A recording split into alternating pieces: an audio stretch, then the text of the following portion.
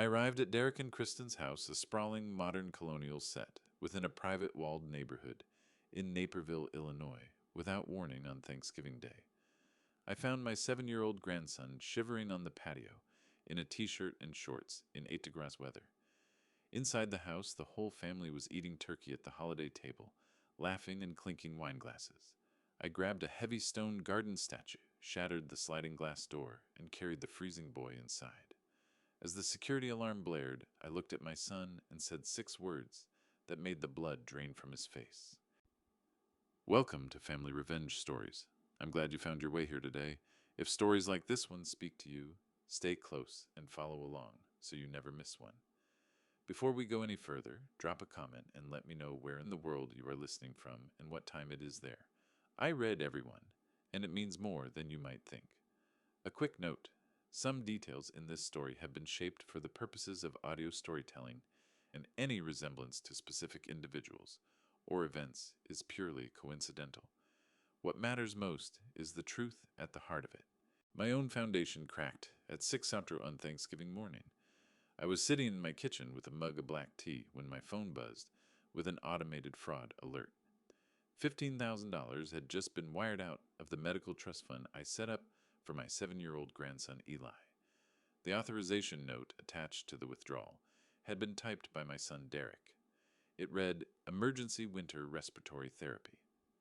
Eli was born with severe asthma, a condition that demanded daily medication and careful monitoring.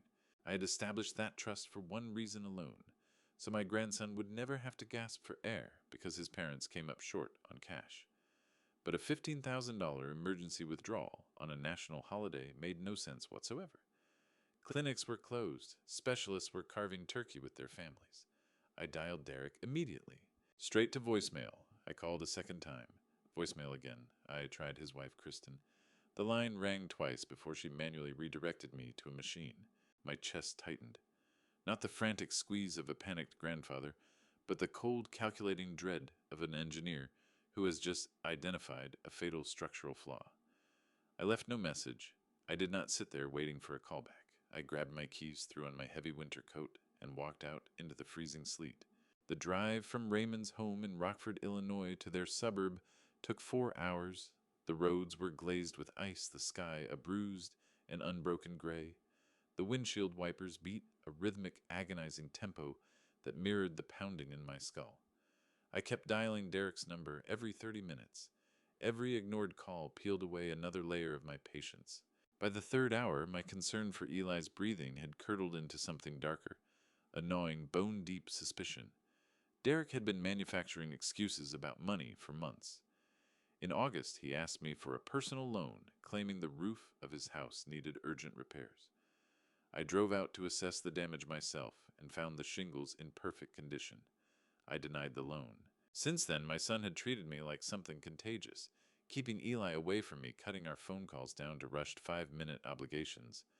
The $15,000 missing from that trust was not purchasing oxygen for my grandson. I knew it in my gut, and I was going to find out exactly what it was purchasing. I parked my truck 2 blocks from their house. I wanted neither my engine nor my headlights to give me away. The temperature had dropped to 8 degrees F. Wind tore through the bare trees, cutting straight through my denim jeans and heavy coat. I moved down the icy sidewalk, my boots crunching softly against the frozen pavement. Derek and Kristen's house, a sprawling modern colonial, in a gated community in Naperville, Illinois. In Naperville, Illinois was an expensive property behind expensive walls. What Derek and Kristen had conveniently forgotten, and what I had never bothered to remind them of, was that my money had secured their mortgage. I had covered their substantial down payment under a confidential agreement, quietly keeping the deed tied to my name as protection against their reckless spending habits. I approached the property from the side gate, planning to knock on the back door and demand a financial accounting. But as I cleared the corner of the privacy fence, my blood turned to ice. My grandson Eli was locked outside on the back patio. He had on nothing but a thin cotton t-shirt and summer shorts. The boy was huddled in the corner, knees pulled tight against his chest, shaking so violently that his small frame seemed to vibrate against the brick wall. His bare feet were pressed into the frost. I broke into a run, ignoring the slick ice beneath my boots. When I reached him, I dropped to my knees. Eli's lips were a terrifying shade of blue. His skin was pale, nearly translucent, and icy to the touch. He looked up at me, eyes wide and glassy, all focus completely gone. He tried to say my name, but his jaw was locked, his teeth chattering too hard to shape the word. I tore off my heavy winter coat and wrapped it entirely around his small, freezing body. Through the wide sliding glass doors of the dining room, I saw the source of this nightmare. The interior blazed with warm golden light. A massive roasted turkey occupied the center of a long mahogany table. Derek was pouring red wine. Kristen was laughing, head thrown back. Seated across from them were Kristen's parents, Gerald and Lorraine, draped in expensive cashmere, raising crystal glasses for a holiday toast. They were eating. They were drinking. They were warm. And my grandson was freezing to death, less than 20 ft away. I hammered my fist against the glass, screaming Derek's name. Not one of them turned. The glass was double-paned and heavily insulated, sealing out the wind and my voice entirely. The patio door handle was locked from inside. A searing, uncontrollable rage ignited in my chest. I did not hesitate. I grabbed a heavy stone garden statue from the edge of the patio, hoisted it above my head, and drove it directly into the center of the sliding glass door. The glass exploded with a deafening crash, raining sharp fragments across the hardwood floor inside. The home security alarm triggered instantly, a piercing, high-pitched siren shrieking out through the neighborhood. I kicked away the remaining jagged shards from the frame, scooped Eli up into my arms, and stepped through the ruined doorway into their pristine dining room. Derek dropped his wine bottle. The red liquid bled across the white linen tablecloth like an open wound. Kristen shrieked, leaping from her chair and clutching her chest. Gerald and Lorraine froze, their arrogant smiles wiped flat, replaced by absolute shock. The blaring alarm swallowed the heavy silence of the room for a few seconds, until Derek lunged for the keypad on the wall and punched in the disarm code. The siren cut off, leaving a ringing quiet broken only by broken glass crunching under my boots and the ragged, shallow breathing of my grandson pressed against my chest. Derek spun around to face me, dabbing a streak of cranberry sauce from his chin. His eyes jumped from the shattered door to me, then down to Eli bundled in my coat. He stepped forward, hands raised in a frantic defensive gesture. "Dad, what the hell are you doing?" he shouted, his voice cracking with manufactured outrage. "You broke my door. You can't just break into my house." I looked at him and felt the full crushing weight of his failure as a father. "Why was my grandson locked outside in 8-degree weather, Derek?" I asked. My voice did not rise. It was flat, lethal, and quiet. Kristen stepped forward, crossing her arms. "He was throwing a massive tantrum," she snapped, rolling her eyes as though I were the unreasonable one in the room. "He refused to eat the green bean casserole, started screaming, and was completely ruining the holiday aesthetic for my parents. We just put him on the patio for a 5-minute timeout to teach him a lesson." 5 minutes. Eli's skin was like ice. His core temperature had plummeted. He had been out there for at least half an hour, completely forgotten, while they guzzled wine and celebrated their own vanity. Gerald, Kristen's father, scoffed from his seat. "See here, Raymond," he said, settling into an authoritative tone. "You don't just invade another man's property over a simple disciplinary measure. You need to pay for that window and leave." I tightened my grip on Eli. The boy buried his cold face into my shoulder, small hands clutching the fabric of my shirt. I looked at Gerald, then at Kristen, and finally locked eyes with my son. Derek tried to square his shoulders, grasping for some semblance of authority in a room he had just desecrated. "Dad, put my son down," Derek demanded, moving closer. "You are overreacting. You need to leave right now." I let the silence sit for exactly 3 seconds. I wanted him to feel the full, absolute certainty of his own destruction. I shifted Eli's weight, looked Derek dead in the eye, and delivered the 6 words that would end his life as he knew it. "The house is mine. Get out." The blood drained instantly from Derek's face. His jaw went slack.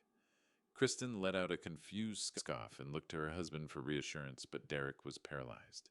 He knew precisely what I meant. He knew the deed was sitting safely in my vault. I did not wait for his pathetic rebuttal.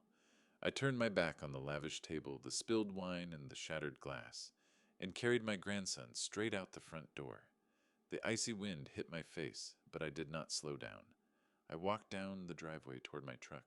Derek came sprinting out of the house behind me, slipping on the frost, his voice climbing into high, panicked shrieks. You cannot take him, he screamed, arms flailing wildly. That is kidnapping.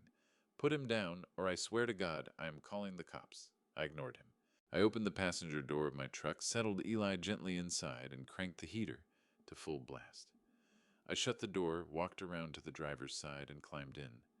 Through the windshield, I could see Derek standing in the middle of the street, in his expensive sweater, dialing 911 on his cell phone, shouting into the receiver that an armed man was abducting his child.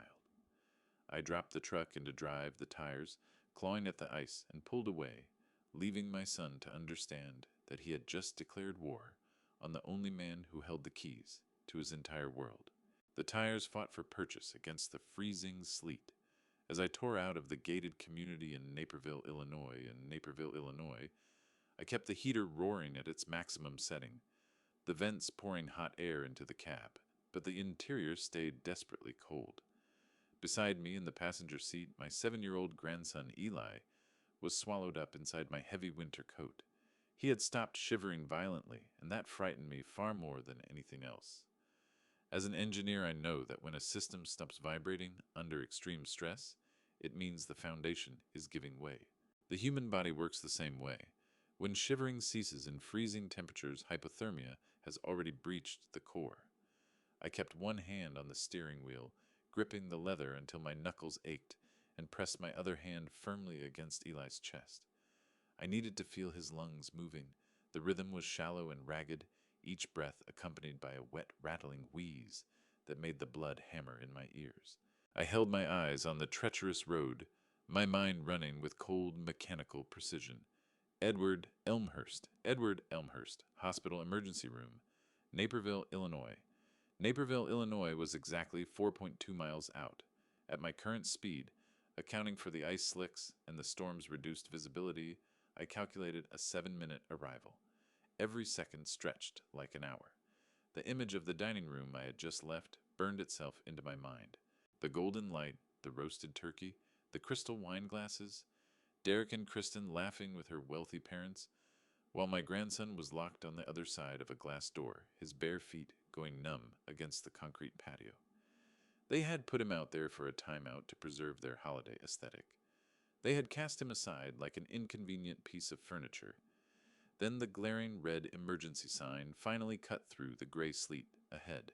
I bypassed the visitor lot entirely and drove my truck straight onto the ambulance loading ramp, threw the transmission into park, and left the engine running. I shoved open the driver's door, ran around the front of the hood, and pulled Eli into my arms. He felt dangerously light, his limbs terrifyingly limp. I kicked the automatic sliding doors to force them open faster, and rushed into the blinding fluorescent glare of the Edward Elmhurst Hospital, Emergency Room, Naperville, Illinois lobby. I need a trauma team right now, I shouted, my voice cutting through the quiet holiday murmur of the waiting room. The triage nurse took one look at the blue tint of Eli's lips and the waxy pallor of his skin and slammed her palm down on a red button beneath her desk. Instantly, the heavy double doors to the emergency ward swung open. A team of 3 nurses and a doctor surged forward with a gurney. I laid my grandson down onto the stiff mattress. They immediately stripped away my oversized coat, revealing his thin cotton t-shirt and summer shorts. The stark reality of what he was wearing under those harsh lights made the cruelty of what my son done completely undeniable. Severe hypothermic exposure, the lead doctor announced, moving his stethoscope across Eli's chest. Core temperature is dropping. Get heated intravenous fluids ready and bring me the warming blankets. I stepped back, chest heaving, watching them work with practiced frantic efficiency. They wheeled the gurney down the corridor and disappeared behind a set of swinging trauma doors. I followed as far as the threshold, my boots leaving wet, melting tracks of ice and mud on the pristine linoleum floor. I stood there staring at those closed doors, the adrenaline slowly draining out of me, leaving behind a cold, hardened resolve. 10 minutes later, the lead doctor came back through the trauma bay. He pulled off his surgical mask and approached me, his expression tight with clinical concern. He introduced himself as Dr. Haddon. He carried a digital tablet, eyes moving across the data, before settling on mine. "Are you the grandfather?" he asked. "Yes," I replied, my voice perfectly level. "My name is Raymond Calloway." Dr. Haddon nodded, tapping the tablet screen. "We're stabilizing his core temperature with internal warming protocols, but I'm extremely concerned about his respiratory function. His lungs are severely compromised. The cold air exposure has triggered a massive bronchial constriction, but it sounds far deeper than just a reaction to the weather. Does this boy have a history of chronic respiratory issues?" "Yes," I answered immediately. "He was born with severe asthma. He requires daily nebulizer treatments and specialized steroid inhalers to keep his airways open. His condition demands constant meticulous management." Dr. Haddon frowned, his brow creasing as he looked back at the tablet. "That doesn't align with what I'm seeing. We drew his blood for a comprehensive panel when he came in. There are absolutely no traces of maintenance corticosteroids in his system. If he's been prescribed daily preventative therapy, he hasn't received a single dose in weeks, possibly months. His airways are severely inflamed, indicating long-term neglect of the condition." "When was his last treatment?" The words hung in the air, heavy and suffocating, a massive, devastating puzzle piece locked into place inside my mind. I reached into my pocket, pulled out my smartphone, and opened my banking application. I navigated to the secure trust account, the very account I had established the day Eli was born. It was a restricted medical trust designed to ensure that no matter what financial disasters Derek and Kristen brought down on themselves, my grandson would always have his prescriptions covered. I held the phone up so the doctor could see the screen. At 6:00 this morning, I received an automated fraud alert from my bank. $15,000 was wired out of this exact medical trust.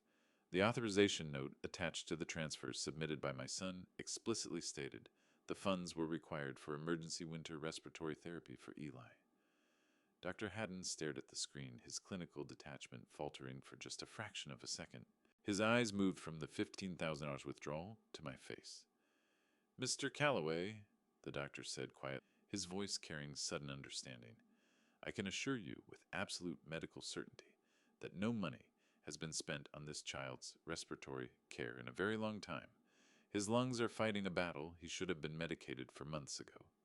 Whoever took that money did not use it to buy his oxygen." I turned off my phone and slid it back into my pocket. I had no need to scream or rage. The structural failure of my son's lies was completely mapped out before me. Derek had bypassed the security of a restricted trust fund on Thanksgiving morning, claiming a medical emergency that did not exist, while simultaneously locking the very child he claimed to be treating outside in the freezing sleet. He had stolen the money, he had neglected the boy, and he had underestimated his father. "I need you to document everything," I told the doctor. "Every trace of frostbite, every missing microgram of medication in his bloodstream. I want a full toxicological and physical report printed and signed." Dr. Haddon nodded grimly. "As a mandated reporter, I'm already required to document this level of neglect.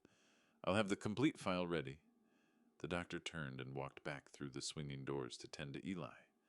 I crossed to a row of plastic waiting room chairs and sat down. The silence of the Edward Elmhurst Hospital lobby pressed against me like a weight. I unzipped my jacket, feeling the damp chill of the melted ice soaking through my shirt. I closed my eyes and began calculating my next move.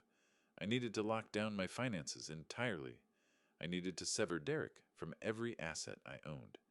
Before I could work out the exact sequence of calls I needed to make the automatic sliding glass doors of the Edward Elmhurst Hospital emergency room, Naperville, Illinois lobby hissed open. A blast of freezing air swept in, carrying with it the static crackle of a police radio. I opened my eyes.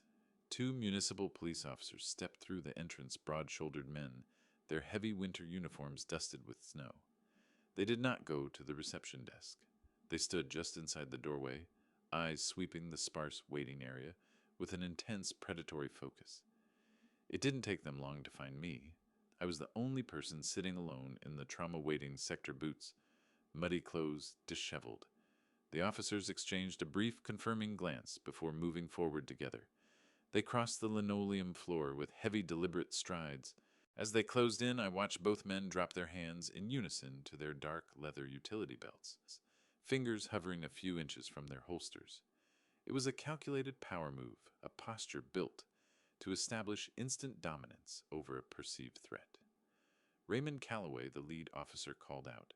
His voice rang loud and flat against the bare lobby walls, carrying the unmistakable weight of an imminent arrest.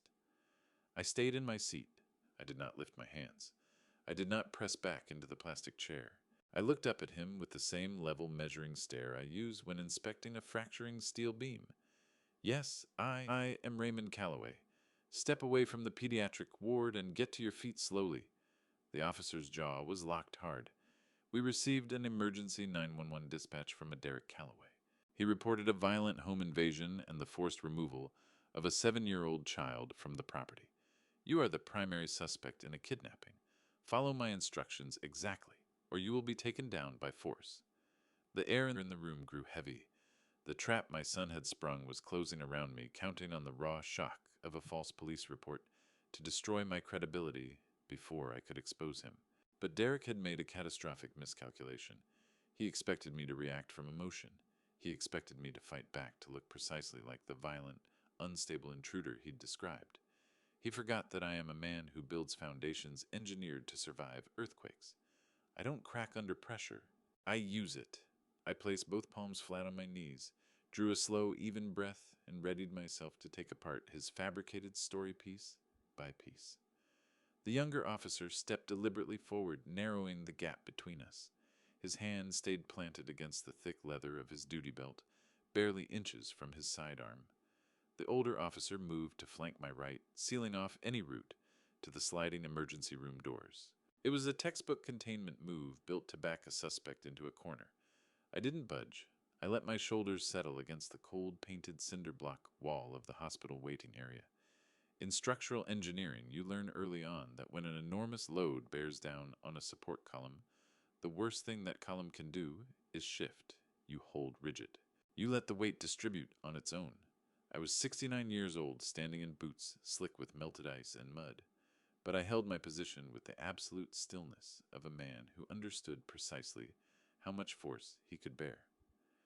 Mr. Calloway, the older officer said, his voice cutting sharply over the low hum of the vending machines and the distant beep of heart mentors.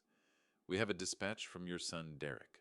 He stated that you shattered his glass patio door, engaged in a violent altercation, and forcefully removed his 7-year-old child from the premises. He is pressing kidnapping charges and requesting an immediate Amber Alert. I need you to put your hands where I can see them and step back from the corridor leading to the pediatric ward. I looked at the older officer. His name tag read, Officer Brannick. I raised my empty hands, slowly, palms open and fully visible. Not in surrender, in absolute transparency. Officer Brannick, I said, keeping every trace of panic or urgency out of my voice. I'm going to reach very slowly into my front left coat pocket. I am not reaching for a weapon. I am reaching for my cell phone. It holds the exact reason I entered that house the way I did, and the exact reason I brought my grandson straight to a trauma center, instead of driving away. The younger officer's jaw tightened, but Brannick gave a short, firm nod. Do it slowly, he said. I eased my hand into the damp fabric of my coat pocket and drew out the phone. I unlocked it with my thumb. The screen was already sitting on the banking application, showing the urgent notification that had pulled me out of my kitchen earlier that morning. I turned the screen toward both officers, letting the stark white and red text light up the space between us. Look at the top line, I said, my voice dropping to a low, even cadence. That is a restricted medical trust fund. I set it up the day Eli was born because he suffers from severe chronic asthma. That money is legally ring-fenced. It exists solely for his respiratory, treatments, inhalers, and emergency care. Now look at the timestamp. At 6:00 this morning, my son Derek initiated a wire transfer pulling $15,000 out of that account. The digital note on the withdrawal states the funds were required for an emergency winter respiratory therapy program. Brannick narrowed his eyes at the screen, his defensive stance easing by a fraction. A financial dispute does not give you the right to shatter a glass door and take a child. He pushed back, his tone still hard. You should have called us or gone to family court. I swiped my thumb across the screen and brought up the photo gallery. I did not call you because a financial dispute is not a matter of life and death, I answered. I called him repeatedly. He sent every call to voicemail, so I drove 4 hours through the sleet to verify his emergency. I didn't break his door over $15,000. I broke his door over this. I held the phone closer to Brannick's face. On the high-resolution screen was the photograph I'd taken standing in the freezing snow, just moments before I went through that glass. It showed Eli locked out on the concrete patio, huddled in a thin cotton t-shirt and summer shorts. In the background, perfectly framed through the glass, were Derek and his in-laws laughing around a fully set holiday dining table, bathed in warm light with a roasted turkey at the center. The contrast wasn't just cruel, it was monstrous. The younger officer leaned in toward the screen. The air in the waiting room seemed to freeze solid in an instant. The aggressive tactical tension both men had been radiating evaporated, replaced by a sudden chilling realization. They were looking at a child whose skin had gone pale blue, shaking hard in the frost while his parents drank expensive wine less than 10 feet away. The timestamp on that photograph is from 45 minutes ago, I told them, pressing my finger to the bottom corner of the image. The outside temperature was exactly 8 degrees. He had been out there long enough for hypothermia to breach his core. They put him outside because he refused to eat the green bean casserole. They called it a timeout to preserve their holiday dinner.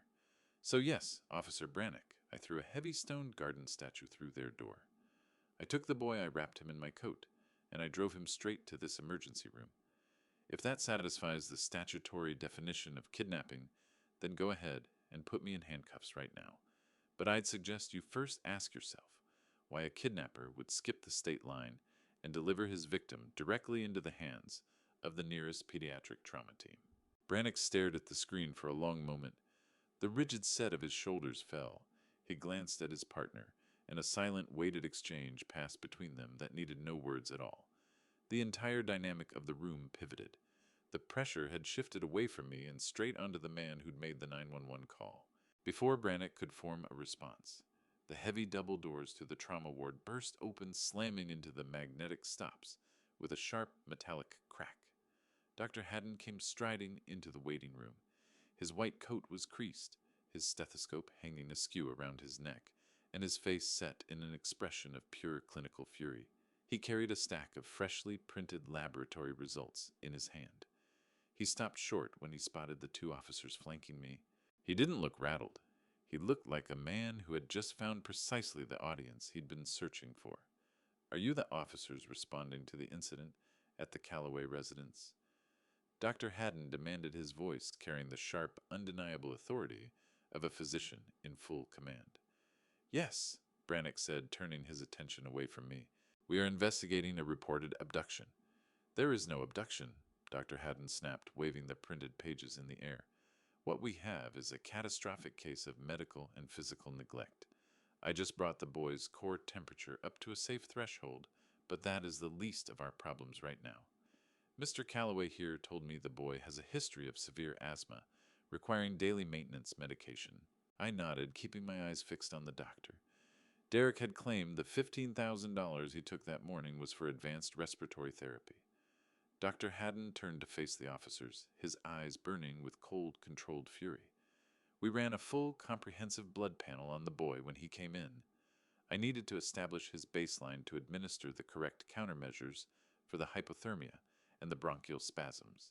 Gentlemen, there is absolutely zero trace of any daily corticosteroid in that child's bloodstream. None. Zero. A child carrying his level of chronic asthma should show steady cumulative levels of maintenance medication. The complete absence of these compounds tells me this boy has not received a single dose of his prescribed medication in weeks, possibly months. The younger officer flipped open a notepad, clicking his pen with a sharp snap. Are you saying parents have been withholding medical care? I am saying his lungs are severely inflamed from chronic unmanaged deterioration, Dr. Haddon stated flatly. The cold exposure today set off a massive respiratory event, but his airways were already compromised by long-term neglect. Whoever has been responsible for filling his prescriptions and administering his daily doses has completely abandoned that duty. Had Mr. Calloway not gotten him here today, the combination of freezing temperatures and unmedicated lungs would have driven him into fatal respiratory arrest before nightfall. I stood absolutely still, letting the full weight of those words settle over the two officers. Derek had not simply left his son out in the cold. He had been systematically cutting off the boy's life-saving medication for months, all while draining a restricted medical trust, claiming the money was going toward advanced treatments. The $15,000 was gone, and not a single dollar of it had ever reached Eli's lungs. Brannick slowly reached up and keyed the radio mic clipped to his shoulder. Dispatch. This is Unit 4. Suspect is on location at the hospital. Suspect is fully cooperative. Cancel the Amber Alert. We are redirecting the investigation. I need a secondary unit dispatched to the Callaway residence immediately. Secure the parents. Do not allow them to leave the property. We are opening a criminal investigation for severe child endangerment and medical neglect. The radio crackled back with a confirmation. Brannick released the mic and turned to face me. The hard, arresting glare was gone from his eyes. What replaced it was the grim, measured acknowledgement of a man who had just understood. He was standing beside the only person in this situation who had done what was right. Mr. Callaway Brannick said, his voice low and carrying the weight of something serious. I'm going to need you to email me that photograph and the banking notification right now. Your son called us expecting we would have you in cuffs before you could say a word. He is about to find out that dialing 911 was the worst decision he ever made. I did not smile. There was no satisfaction in this moment, only the cold, necessary machinery of justice moving forward. I unlocked my phone and began preparing to send the evidence that would strip Derek's carefully built deception down to bare framing. The foundation of his lies had fractured under the weight of the truth, and I was going to make certain the whole structure came down on top of him. But before I could send the automatic doors of the emergency room slid open again, and Derek's panicked voice cut through the lobby. The battle had arrived at my feet. The doors parted with a sharp mechanical hiss. A blast of frozen air swept through the entrance, carrying with it the chaotic arrival of my son and his assembled family. Derek came through first face, flushed deep red from the cold, and from the anger he was performing for whoever was watching. Kristen followed a step behind, hands pressed dramatically to her face, pushing out loud, theatrical sobs that bounced off the sterile white walls. Moving alongside them like a hired enforcer was Gerald, Kristen's father. He was still wearing the tailored wool sweater he'd had on at the Thanksgiving table. His posture was rigid with the particular arrogance of a man who had spent his life believing that money could reshape any inconvenient reality. They looked completely absurd, dressed for a luxury catalog shoot, storming a public trauma center like they were demanding to see the manager over a lukewarm entree. I stayed seated in my plastic chair near the corner, watching them with the quiet, predatory attention of an engineer observing a defective structure in the final seconds before it gives way under its own load. I did not rise to greet my son. I offered no word of comfort to his weeping wife. I simply slipped my phone from my pocket, dialed the volume to 0, activated the audio recording function, and tucked the device beneath the folded hem of my damp coat. Derek spotted Officer Brannick standing near the triage desk and made straight for him, leveling an accusing finger across the room in my direction. That is the man, Derek announced, making sure his voice carried to every nurse and patient in the waiting area. That is my father. He broke into my home, destroyed my property, and kidnapped my child. I want him arrested right now. I want my son returned to me immediately. Officer Brannick did not flinch. He did not reach for his handcuffs. He fixed Derek with a stare so heavy and stripped of sympathy that my son actually stepped back half a pace. Brannick crossed his arms slowly over his chest. Mr. Callaway, the officer said, his voice sinking to a low, dangerous register, I suggest you lower your voice and step away from the desk. You are standing in a pediatric trauma center, not a courtroom. Kristen pushed past her husband, face contorted with theatrical indignation. How dare you speak to him that way? She snapped, slamming her designer bag down on the reception counter. Our son was taken from our dining room. We demand to see Eli this instant. Get me the physician in charge. We are taking our boy home, and we are pursuing every charge available against that man sitting in the corner. Gerald stepped forward, then placing a thick manicured hand on Derek's shoulder and physically steering his son-in-law aside so he could take over the negotiation himself. Gerald was a commercial real estate developer, a man built for pressuring city planners and smoothing over zoning inspectors with well-placed envelopes. He approached the charge nurse behind the protective glass of the reception desk, produced a slim leather-bound checkbook from his breast pocket, and leaned in close. "Listen to me, very carefully," Gerald said, his voice dropping to a greasy conspiratorial murmur. "I understand how these situations spiral. My son-in-law's father is elderly. He gets confused. He overreacted to a simple disciplinary timeout. This whole thing is a significant embarrassment, and we would prefer to settle it quietly before it becomes a legal problem for this hospital." The charge nurse stopped typing. She looked up at Gerald, her expression giving away nothing. "Excuse me, sir?" she asked, her voice flat and measured. Gerald offered a polished, practiced smile. "I am prepared to be very generous in exchange for your discretion," he murmured, sliding a platinum credit card halfway out of his wallet. "I can authorize a very substantial anonymous contribution to the pediatric ward right now. $50,000, perhaps more. All that's required is that you bypass the unnecessary paperwork, release my grandson to my daughter, and allow the admission records to go missing. We leave through the back, and this hospital gains a brand new wing. Everybody walks away better off." I sat perfectly still in my chair, my phone capturing every syllable. Gerald had just attempted to bribe a licensed medical professional in a crowded emergency room to bury evidence of severe child neglect. He had placed in my hands the exact instrument I needed to dismantle him. You cannot bribe gravity. You cannot pay a failing bridge to stop its collapse. And you absolutely cannot purchase your way clear of a federal child endangerment investigation. Before the charge nurse could even draw breath to respond, the heavy double doors of the trauma ward swung open. Dr. Haddon came striding out into the lobby. He was no longer alone.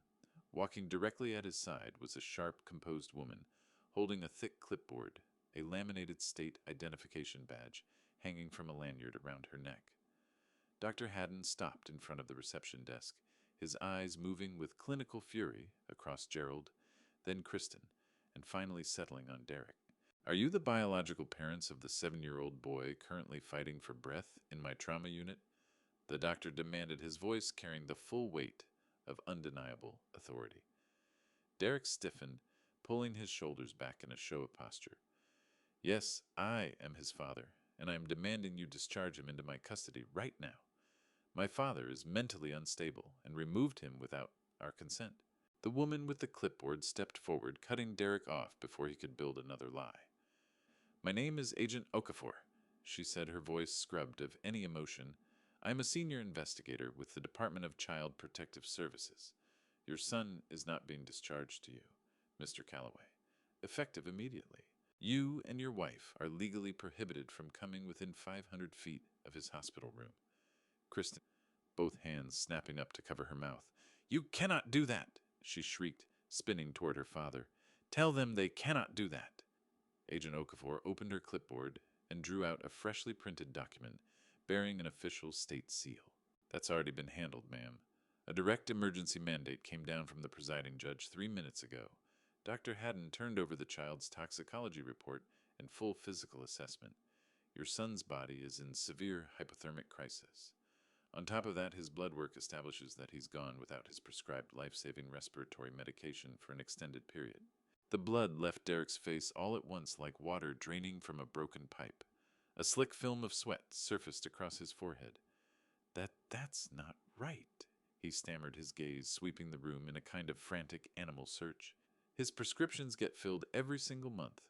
We pulled $15,000 out of his medical trust this very morning to cover a specialized winter therapy program. Ask my father, he can confirm the trust exists." That was my cue. I got to my feet, crossed the linoleum floor in measured steps, and came to a stop, directly in front of my son. I drew my phone from my jacket pocket, killed the audio recording, and held his stare. "Yes," I said. My voice carried no heat, only cold, flat certainty. "I know the trust exists. I also know you drained it at 6 hours in the morning, while that boy was fighting to draw breath. And Dr. Haddon has confirmed for the record that Eli's lungs haven't seen a single dose of his medication in months. That leaves one question the authorities are going to need," answered Derek. "Where did $15,000 go?" Gerald shoved himself between us, jaw set, face flushed with the particular rage of a man who has never once been contradicted. Hear me clearly, old man, he said, driving a thick finger toward my chest. Pull back every word of this nonsense right now, or I'll drown you in litigation until you have no pension, no house, and nothing left to your name. I didn't move a muscle. I brought up the audio file on my screen and turned the phone so Gerald could read it plainly. I'm not lodging any accusations, I said, keeping my tone quiet and even. I'm going to place this recording in Officer Brannick's hands, the one in which you offered a registered nurse $50,000 to falsify medical records and kill the police inquiry. That finger hung in the air motionless. His jaw worked, but nothing came out. It hit him all at once, the full airless weight of where he actually stood. Gerald was a man who had built his entire life around the leverage that wealth buys over people who can't fight back. He had never once been maneuvered into a position where that same wealth wasn't his shield, but the primary evidence against him. Agent Okafor turned toward Officer Brannick. Officer, escort these people off hospital grounds without delay. Should they make any attempt to reach the trauma ward, you are authorized to hold them for obstruction of an active child protective investigation. Kristen threw herself forward, her voice tearing loose in a hysterical wail. You have no right to keep my child from me. I carried him. I am his mother. You can't put him in the care of some old man. Agent Okafor turned a stare on Kristen that cut straight through the noise. The moment you bolted an asthmatic child to a frozen patio, while you sat inside with your wine, you gave up any claim to that title. She said, her delivery flat and without ornament. Emergency custody of the minor now belongs to the state. He will be placed in the temporary care of his grandfather, Mr. Raymond Calloway, the one person in this household who took action to keep him alive. Derek's eyes found mine. What I saw in them wasn't anger. It was the hollow-gutted look of a man watching the ground give way beneath him. The swaggering son who'd been writing me off as a senile nuisance not an hour before was simply gone. What remained was something smaller and broken. Dad, please, he choked out, his voice fracturing as Officer Brannick took hold of his elbow. Don't let this happen. Everything we have will be gone. Just tell them there was a misunderstanding. That's all you have to do. I studied him for a moment. The child I'd brought up from nothing. The man who had reached into his own son's medical account, looked me in the eye and lied, and then tried to have me locked away to buy himself room to run. A structural engineer understands something most people never learn. You cannot rescue a foundation that has rotted through. There's no patch for corrupted rebar, no resurfacing job that makes a compromised structure safe. Eventually, you level it, clear the debris, and build from the ground up. There's nothing more for me to say to you, I told him, and I turned and walked toward the trauma ward's double doors. Behind me, the lobby erupted, and then grew distant as the police moved them out into the storm. The mechanism had engaged exactly as designed, but I was under no illusion this was the opening move, not the last. Derek and Gerald would move fast. Expensive attorneys' motions designed to smother me in paper, a coordinated push to seize control of the story. They'd go after my finances and try to grind me into surrender.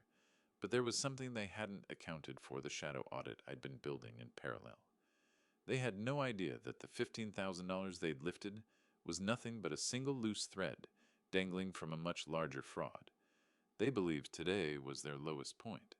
I intended to show them how much further down the floor could go. Back at Raymond's home in Rockford, Illinois, my study held a silence so complete it had weight. The kind of dense, pressurized stillness you feel in a structure just before its load-bearing columns start to fail. My grandson slept upstairs in his guest room. I'd bundled him under 4 layers of thermal blankets and set a cool mist vaporizer humming steadily on the nightstand. His breathing was still terribly shallow, still marked by a faint rattling wheeze that put an ache behind my sternum, but his core temperature was climbing back toward safe. The hospital had released him to my emergency custody under binding legal orders, with State Child Protective Services maintaining close oversight of our situation. I settled into the chair behind my heavy oak desk and sat with the sound of sleet driving against the glass. Outside, the storm raged. Inside my head, something far colder and more deliberate was already running. An engineer doesn't go to pieces when the structure starts swaying. An engineer maps the stress points, pins down the critical failures, and engineers the demolition. Derek and Kristen were a compromised structure raised on two things: only my capital and the paternal trust I had extended far past the point it was deserved. Both supports were about to be yanked. I slid my phone from my pocket and dialed a number that had been sitting unused for nearly 3 years. It rang twice, no more, before a precise, unhurried voice picked up. Alistair Prudhomme dispensed with small talk as a matter of professional principle. The man was a forensic accountant who also happened to be a ruthless corporate litigator, a reputation built on dismantling financial crimes, with the kind of surgical efficiency that made opposing counsel physically uncomfortable. But that's not how I knew him. To me, he'd always been Al, the fiercely sharp, furious young man I'd recruited off one of my commercial construction sites 3 decades back. He'd been hauling concrete in brutal summer heat, grinding out rent money for a mother who spent her wages on liquor. What caught my attention was the way his mind moved, running load distribution calculations in his head, with a speed my most seasoned foreman couldn't match. I covered his law school tuition in full, a single anonymous cashier's check, no strings. The only thing I ever asked was that he take that mind and build something that couldn't be broken. He had done exactly that, raising a legal operation that commanded real fear, and the loyalty he carried toward me was the one debt he tracked more carefully than any financial ledger. Raymond, Alistair, said his register, dropping into the low-focused tone he reserved for serious business. A call on my direct line during a national holiday means one thing. The sky is falling, Alistair. It came down this morning. I kept every word measured, calibrated, the verbal equivalent of a leveled spirit gauge. Here's what I need: a total financial lockdown effective immediately. Every trust account, every joint holding, every credit line that carries my signature, all of it frozen right now. Seal their air supply. From the other end came the rapid, aggressive percussion of a mechanical keyboard, Alistair already moving. No request to walk him through the feelings behind the decision. No placeholder expressions of sympathy. No demand for background. He didn't need yet. He received the order and executed with the kind of efficiency that used to unnerve courtroom opponents. Done, he said, the keystrokes cracking like shots at range. Hard freeze across the full asset portfolio going live now. Banking institutions lock within 60 seconds. 0 withdrawals. 0 wire transfers. No liquidations of any kind. Raymond, I'm in the administrative panel for the restricted medical trust you set up for your grandson. His tone shifted, taking on a sharper, more dangerous edge. There's a wire transfer logged at 6 Upro this morning. $15,000 out, flagged under an emergency medical authorization. Derek initiated that, I said. Outside white frost was crawling up the corners of the window glass. His story was that Eli required immediate winter respiratory therapy. I let a beat pass. Alistair, I walked into that house and found my grandson on a concrete patio, in 8-degree weather, wearing a t-shirt. His airway was shutting down.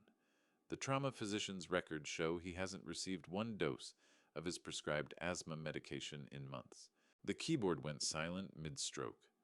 What followed was a silence that had a quality to it dense, cellular, almost physical. When Alistair came back on the line, the precise professional distance he maintained, like body armor, was gone. In its place was something colder and far more personal.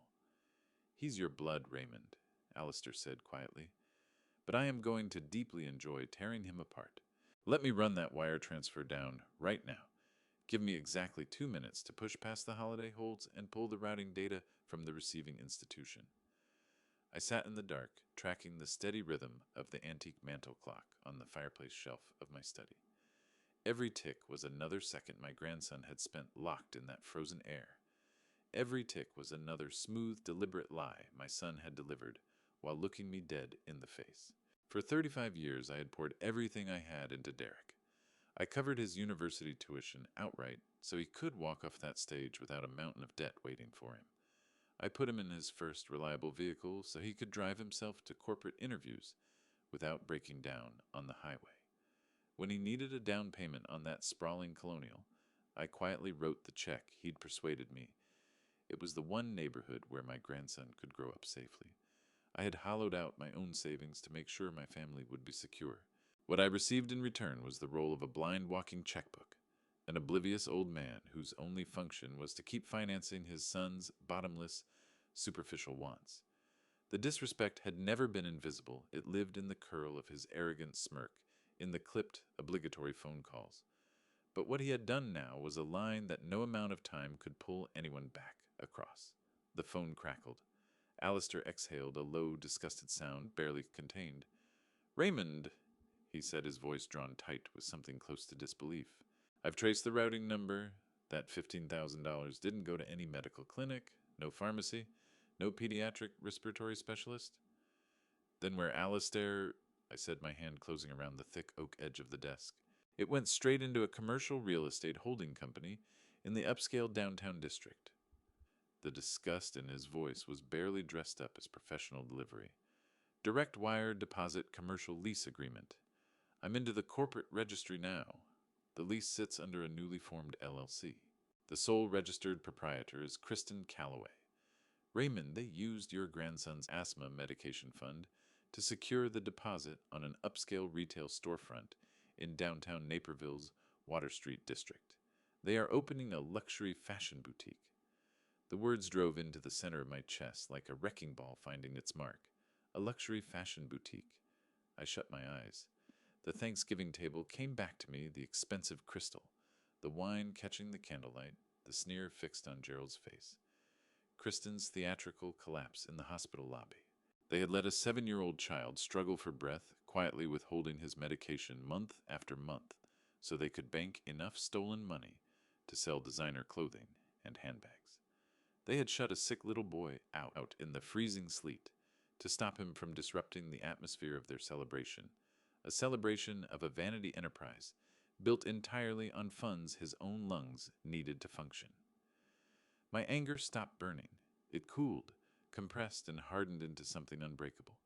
"Don't flag the wire fraud to the bank." "Not yet," I said, opening my eyes to the dark room. "Leave those funds exactly where they are. If we claw the money back now, they'll call it a banking error and try to walk away clean. I need them to put their names on the final lease. I want them legally anchored to that liability. No escape route." Alistair absorbed the tactical logic without missing a beat. "You want them to tie the noose with their own fraudulent rope?" he said, a thread of dark satisfaction winding through his tone. "Precisely," I answered. "We're going to surface every financial transgression they've buried. Go all the way down Alistair. Find every crack in the foundation." The fact of that boutique deposit settled into the quiet of my study like sediment dropping through still water. Alistair's breathing came through the receiver with audible weight, the sound of suppressed fury held just barely in check. But I wasn't burning. No blinding rage, no impulse to overturn anything.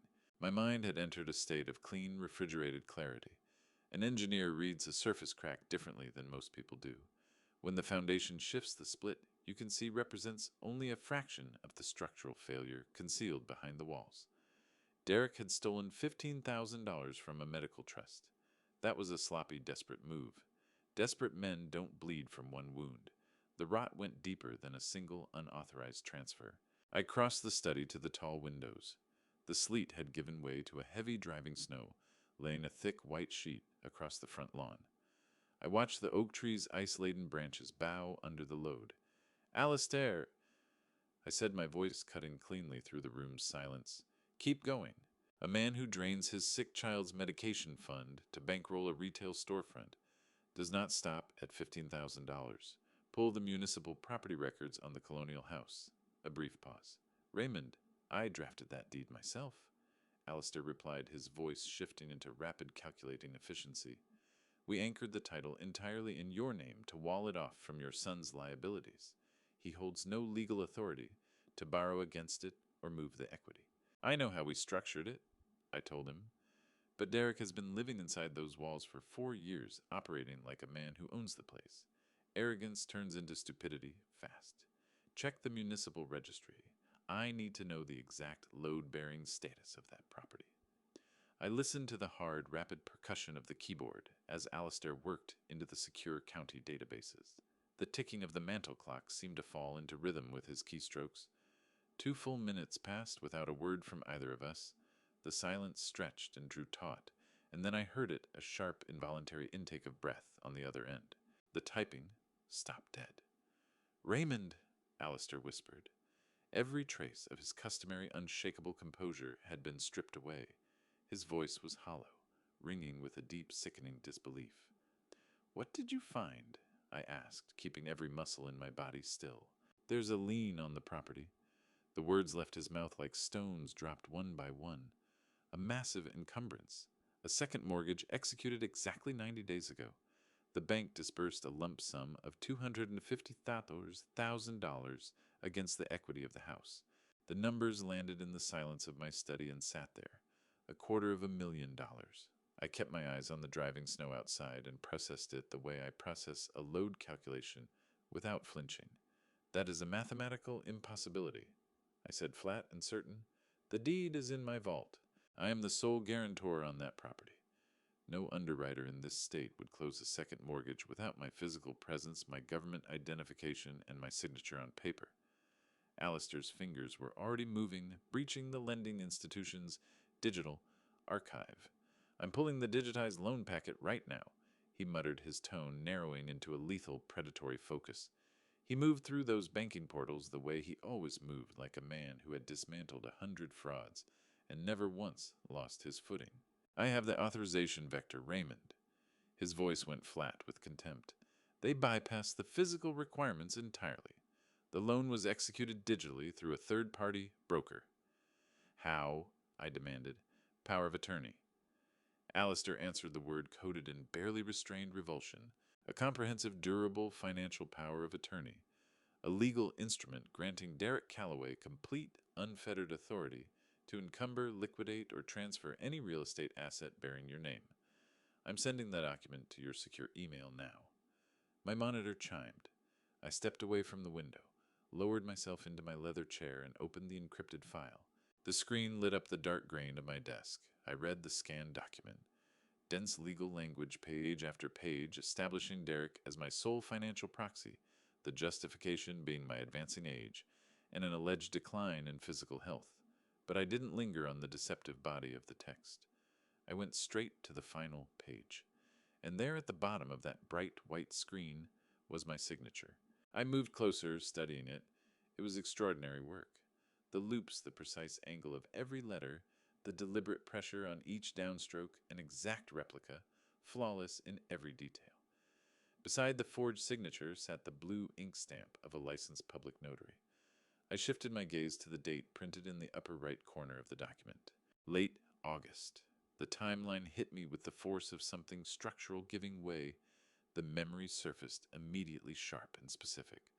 Late August, Derek had come to Raymond's home in Rockford, Illinois, wearing the face of a humbled, desperate son. He said the roof of the Colonial had taken serious water damage in a summer storm. He needed a personal loan of $50,000 to get the shingles replaced before winter. I drove out to the property the very next day.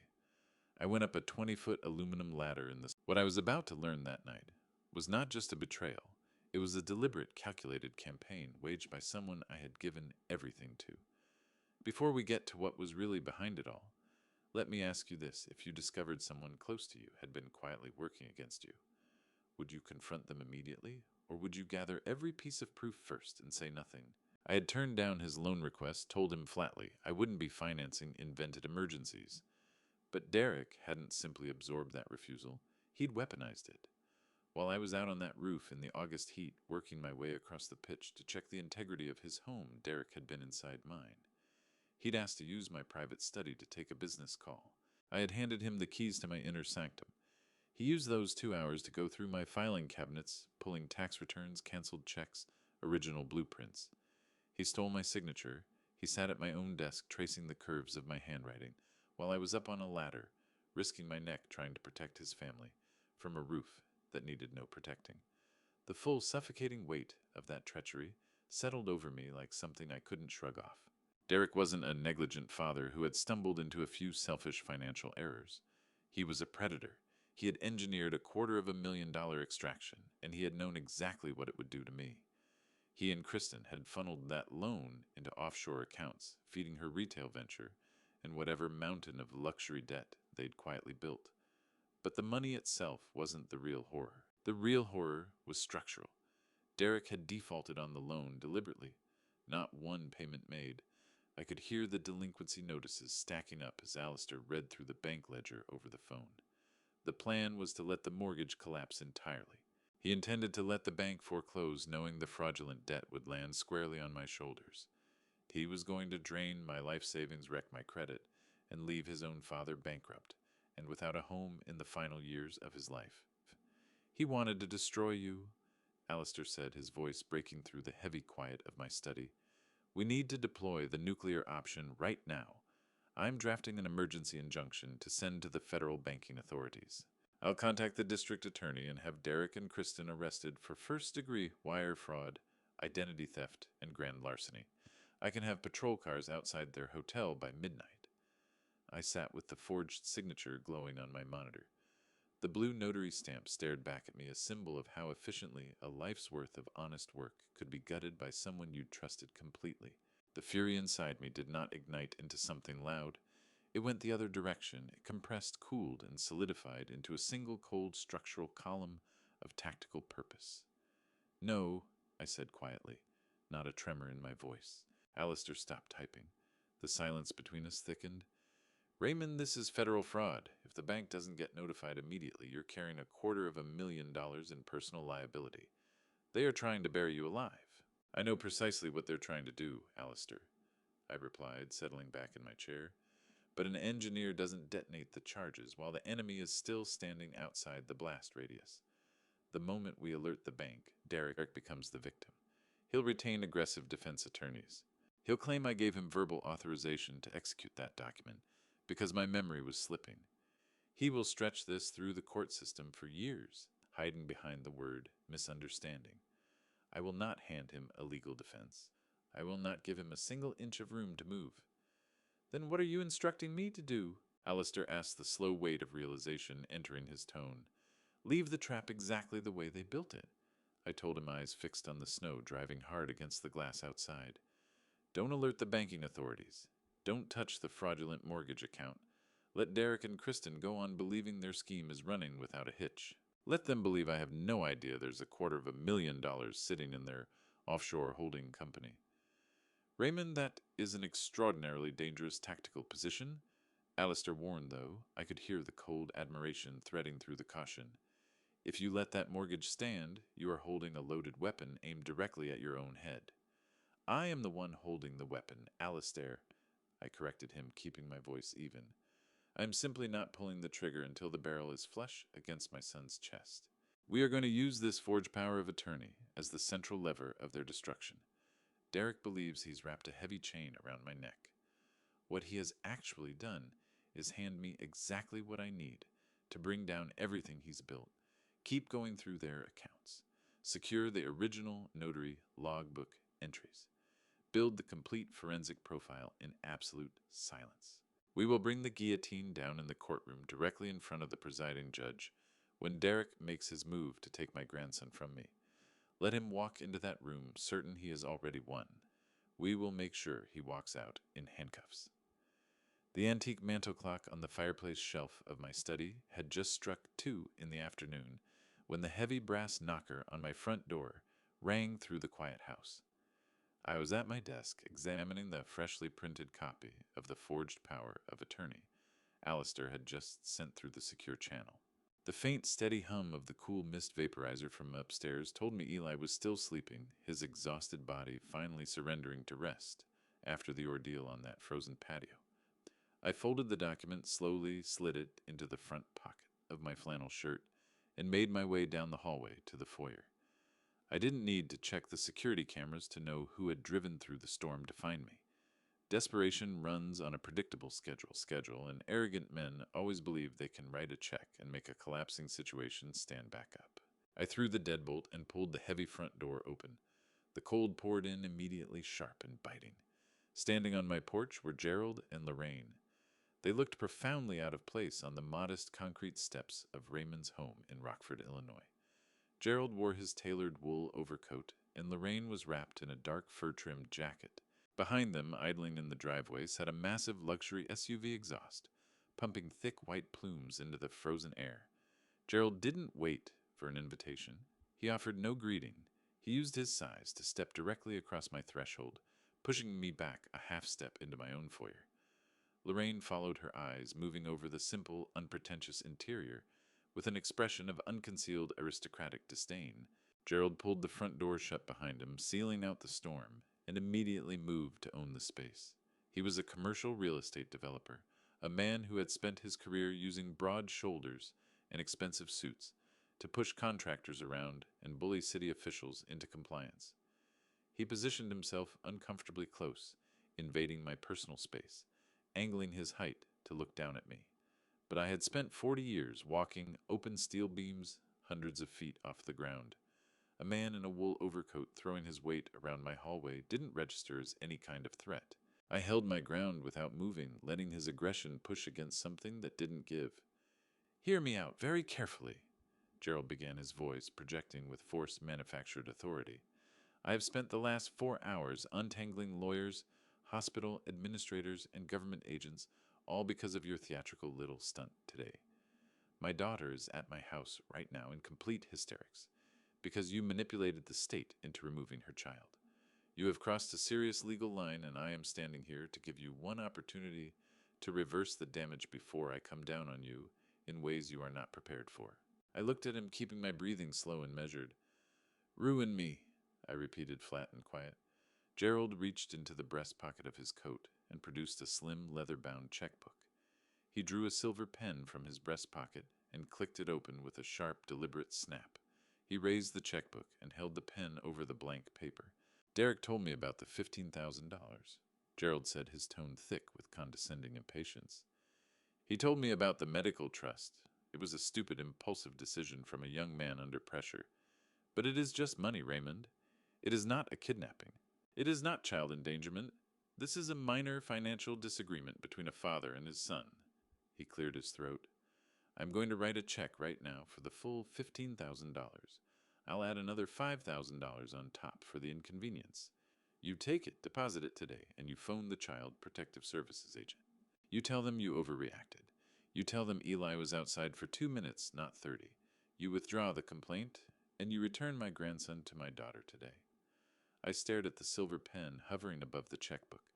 The sheer, breathtaking audacity of what he was proposing settled across the room like a physical weight. Gerald was genuinely attempting to purchase his way out of a criminal investigation. He was trying to attach a $20,000 price tag to the blue, frostbitten lips of my 7-year-old grandson. He believed money was the ultimate sealant, a magic resin that could plaster over the fact that his daughter had bolted a sick child outside in the freezing sleet so she could enjoy her holiday wine undisturbed. And if I choose not to sell my grandson back to the people who hurt him? I asked, my voice dropping to a low, deliberate register. Gerald's face hardened, his jaw locking into a rigid, ugly set. The polished negotiating businessman dissolved on the spot, and what surfaced in his place was the bully underneath. "If you decline, Raymond, I will bring a legal storm down on you that will take your breath away," Gerald threatened, pushing his face to within inches of mine. "I'll retain the most aggressive corporate litigators in this state. We'll hit you with immediate civil suits, trespassing, destruction of property, emotional distress. We'll drag you into family court and paint you as an unstable, senile old man who snatched a child in a fit of dementia. We'll put a freeze on your pension. We'll bleed your savings dry in legal fees. I will keep you tangled in litigation for the next 10 years until you are broke, living in a facility, and completely broken. Take the check, Raymond. Take the money, give back the boy, and walk away before I finish you." Lorraine stepped up beside him, arms folded tightly across her chest. "You are tearing a family apart over a simple misunderstanding," she said, her voice clipped and scolding. "Kristen is an innocent mother who made a minor disciplinary error. You are behaving like a vindictive lunatic." I did not raise my voice. I did not close my hands into fists. I reached into the front pocket of my flannel shirt and moved past all of it, the bluster, the threats, the theatrical posturing. I drew out the neatly folded sheet of printer paper Alistair had sent me, opened it with deliberate calm, smoothed the creases with my thumb, and extended it toward Gerald. "I don't want your check, Gerald," I said evenly. "I want you to read this." Gerald frowned, his silver pen hanging uselessly in the air. He studied the paper, then looked back at me, eyes narrowing with suspicion. "What am I looking at?" he demanded, making no move to take it. Take it, I told him, threading a thin, unyielding edge of steel into the words. Gerald lowered the checkbook with reluctance and grabbed the paper from my hand. Lorraine leaned in over his shoulder, her brow creased, as they both scanned the printed page. I watched Gerald's eyes move across the dense legal language. He was a commercial real estate developer, a man who read contracts the way other men read the morning paper. I didn't need to walk him through the terminology. I simply watched his gaze travel down the document from the boilerplate authorization clauses toward the bottom right corner. I watched the moment his eyes locked onto the forged signature carrying my name and the blue stamp of the licensed notary sitting directly beside it. I watched the exact moment the structural foundation of his arrogance gave way entirely. That is a durable financial power of attorney, I said, my voice cutting through the dead silence of the foyer with surgical precision. It was executed exactly 90 days ago. It hands your son-in-law unrestricted control over my real estate holdings.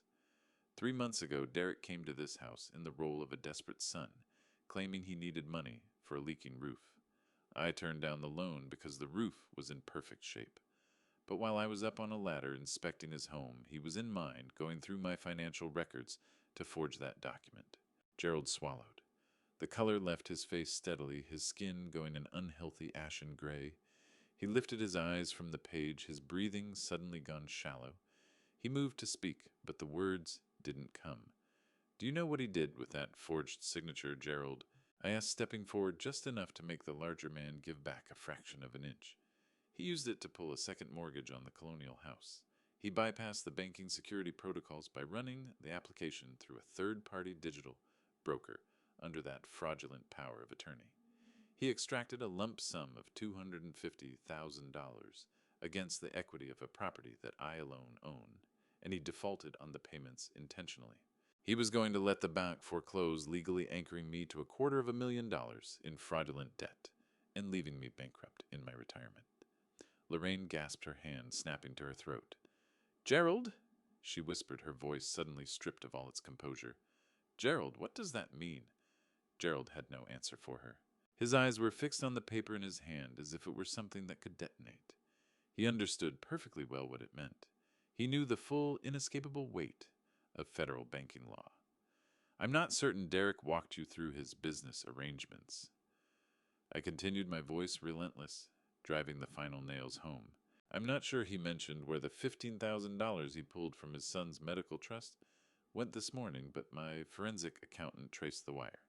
It went into a commercial holding account to secure the lease on Kristen's new upscale retail storefront in downtown Naperville's Water Street district. Gerald stumbled back a half step, the heel of his expensive shoe finding the baseboard. No, he breathed, shaking his head in rapid denial. No, Kristen didn't know about this. Kristen had nothing to do with any of this. Kristen is listed as the sole proprietor of the limited liability company that holds the commercial lease. I corrected him without heat. The stolen $15,000 was wired directly into an account under her name. She has been building her retail operation with money fraudulently extracted from a federally insured bank, using a forged legal instrument bearing my stolen identity. She is a full partner in this. The silence that followed swallowed everything. The threats of corporate litigators and civil suits dissolved into the cold air. Gerald's checkbook hung slack in his left hand, worthless now. He was a man who understood leverage, and he had just calculated precisely how much of it I was holding directly over his daughter's head. I was not the confused old man he had come here to run over in a hallway. I was the engineer who had just taken apart his entire family. If I walk into a police precinct carrying this document and the wire transfer records, I said, holding Gerald's frightened gaze, Derek will not face child endangerment charges alone. He will be indicted for first-degree wire fraud, bank fraud, and identity theft. And Kristen will be indicted right alongside him as a co-conspirator and an accessory to grand larceny. The federal mandatory minimums for defrauding a banking institution carry sentences of up to 30 years in federal prison. Lorraine let out a sharp, choked sob and seized her husband's arm. Gerald, tell him, she pleaded, her aristocratic composure shattered completely. Tell him we'll pay it back. We will cover the $250,000, all of it today, please.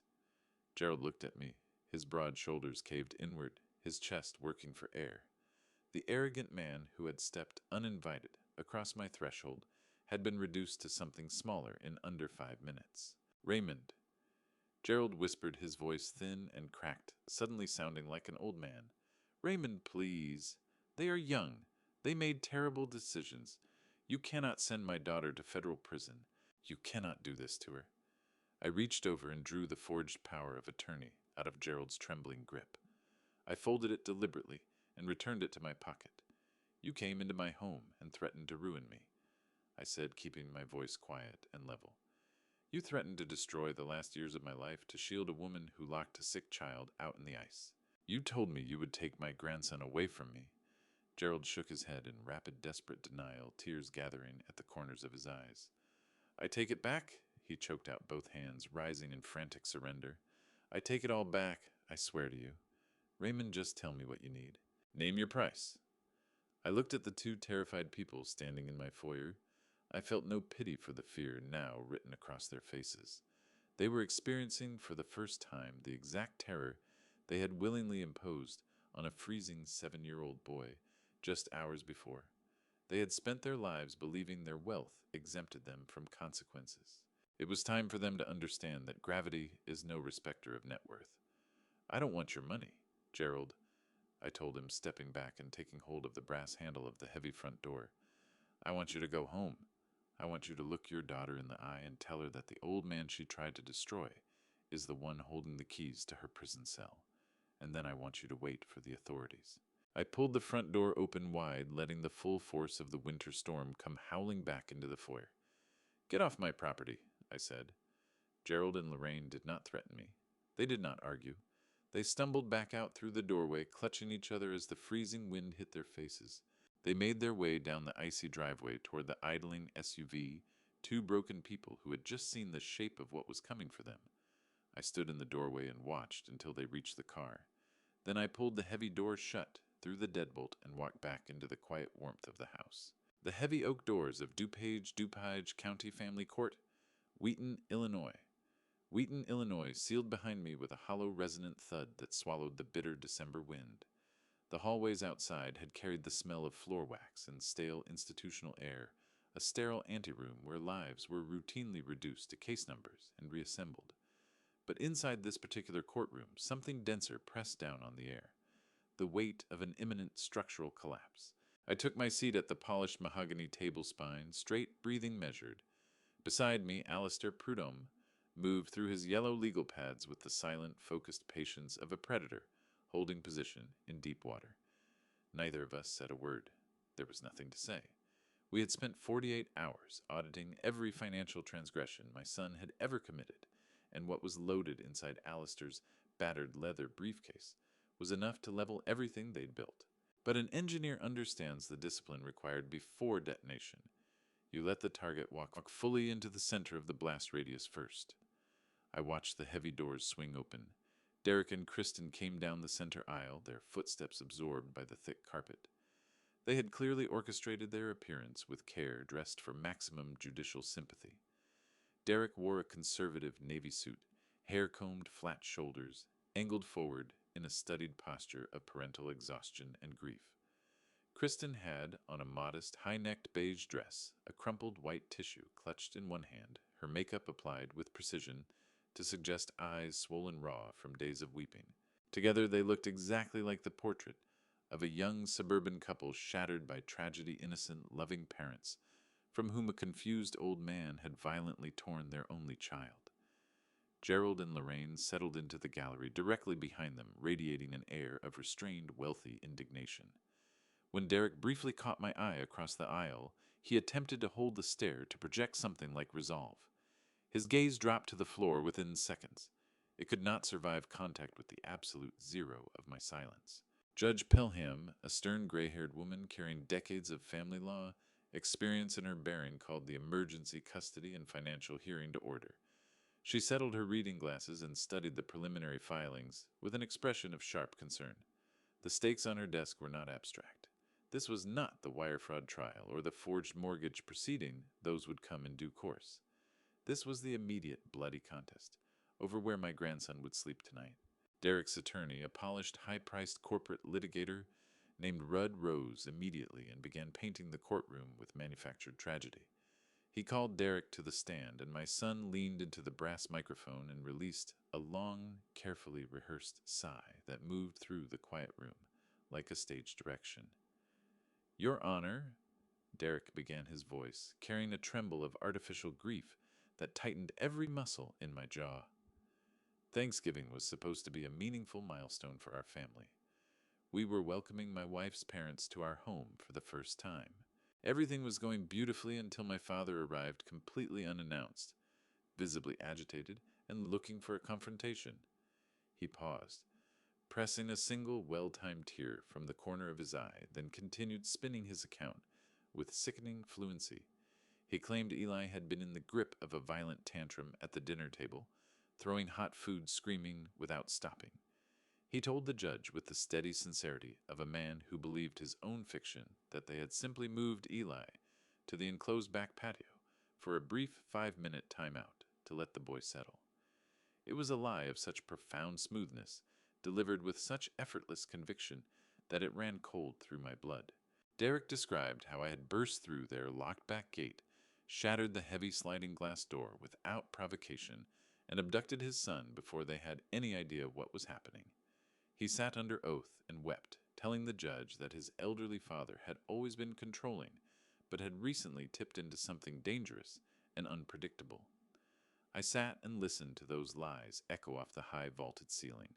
While he spoke of a healthy boy throwing food, my mind snapped back to the 8-degree bite of freezing air on my face, the blue translucent color of my grandson's lips, the terrifying stillness of his shivering body on that concrete, the absolute medical certainty of Dr. Haddon in the trauma ward, confirming that Eli's airways had been severely inflamed by months of deliberate neglect. Derek stood just feet away from me, actively stripping the oxygen from his son's story, all to conceal the fact that he had drained $15,000 to bankroll an upscale retail storefront in downtown Naperville's Water Street district. A cold, dense weight settled at the center of my chest. I did not interrupt his performance.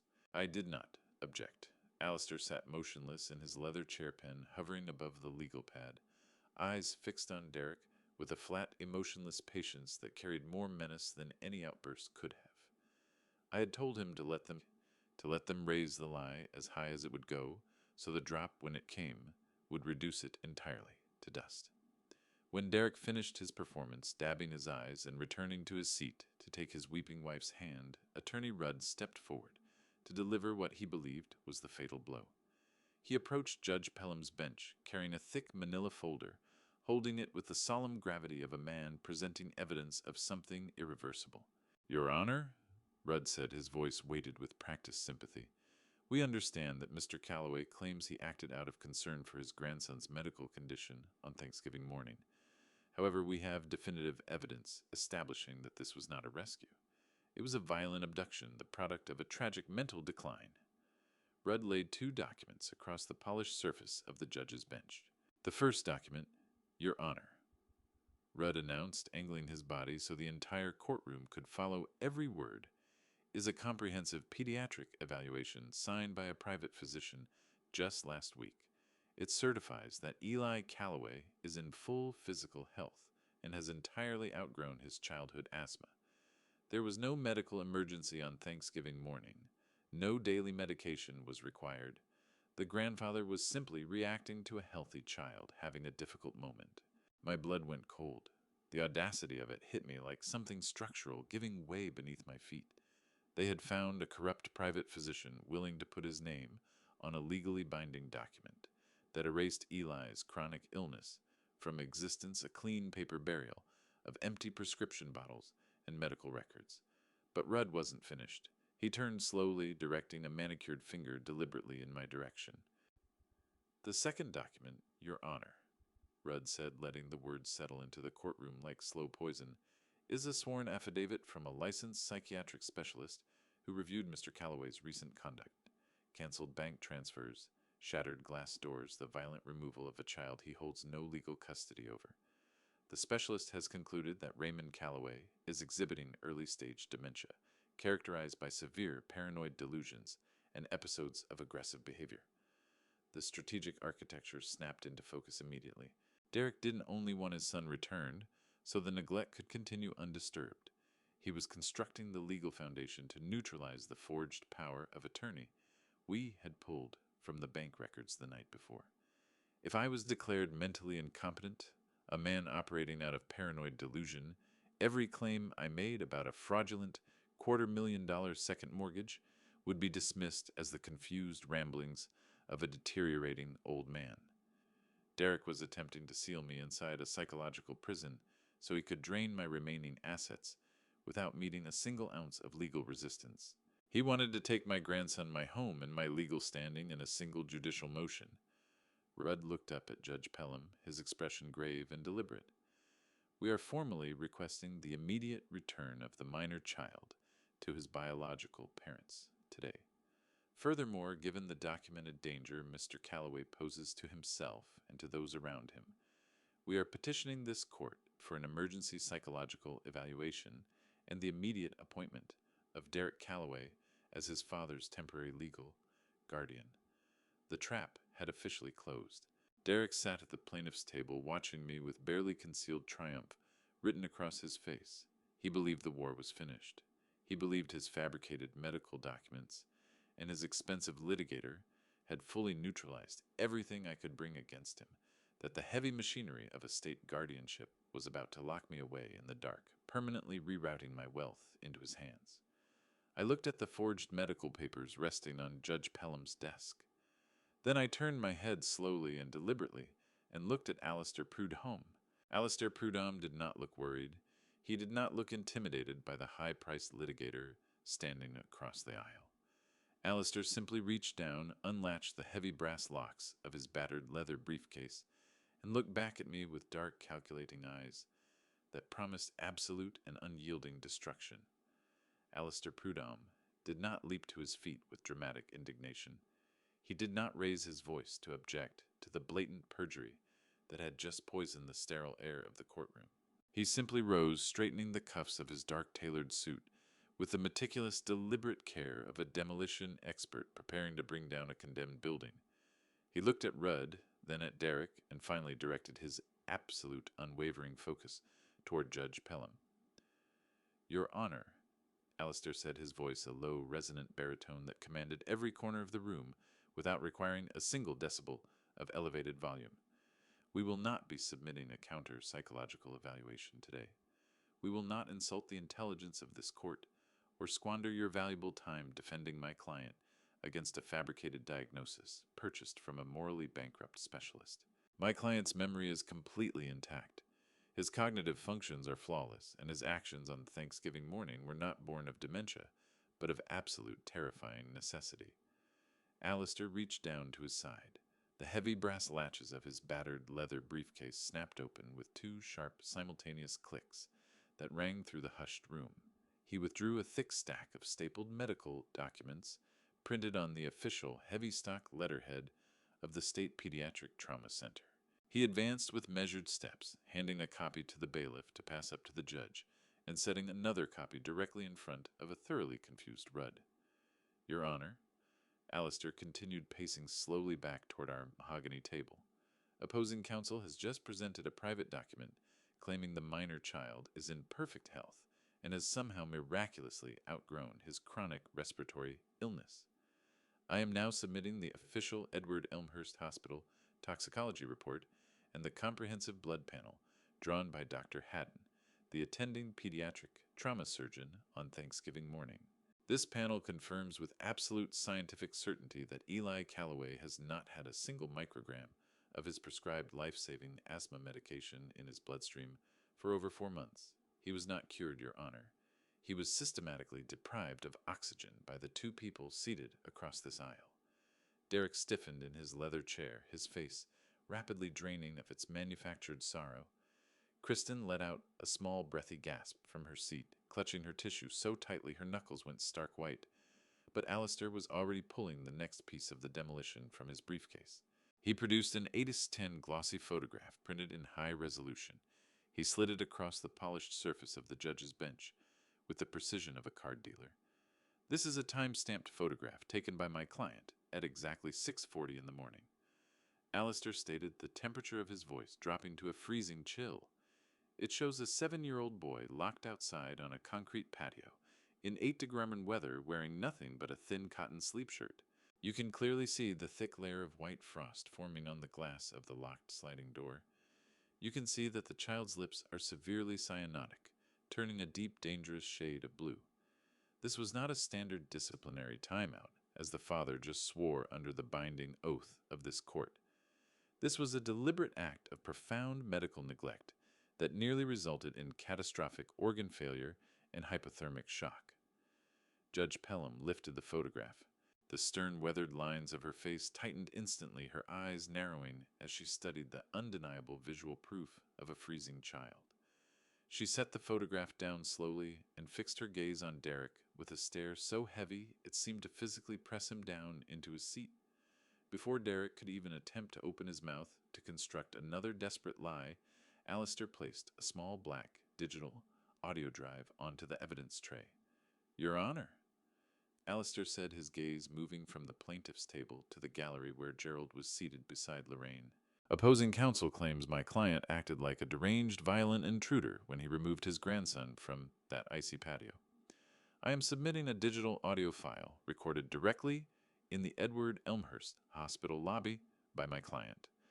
On this recording, you will clearly hear the voice of the child's grandfather, Gerald, attempting to bribe a registered triage nurse with a $50,000 anonymous hospital donation. You will hear him explicitly state that the massive sum of money is entirely contingent upon the hospital destroying Eli's admission paperwork, altering the toxicology reports, and illegally bypassing a mandatory police investigation." Gerald physically recoiled in the gallery, his broad shoulders collapsing against the wooden bench as the reality of his own arrogant voice, being permanently entered into federal court records, washed over him. The expensive tailored wool overcoat he wore suddenly looked like a heavy, suffocating straitjacket. Lorraine turned her face away, staring at the carpeted floor in absolute, unadulterated horror. Alistair let the silence stretch, allowing the sheer weight of the bribery evidence to suffocate the opposition. An engineer knows you must let structural stress accumulate until the microfractures become visible to the naked eye. Then Alistair stepped closer to the judge's bench, leaving the emotional trauma of the child behind and entering the precise forensic financial battlefield where he truly operated without mercy. "Your Honor," Alistair said, his voice sharpening into a lethal razor's edge, "the father claims my client is suffering from severe cognitive decline.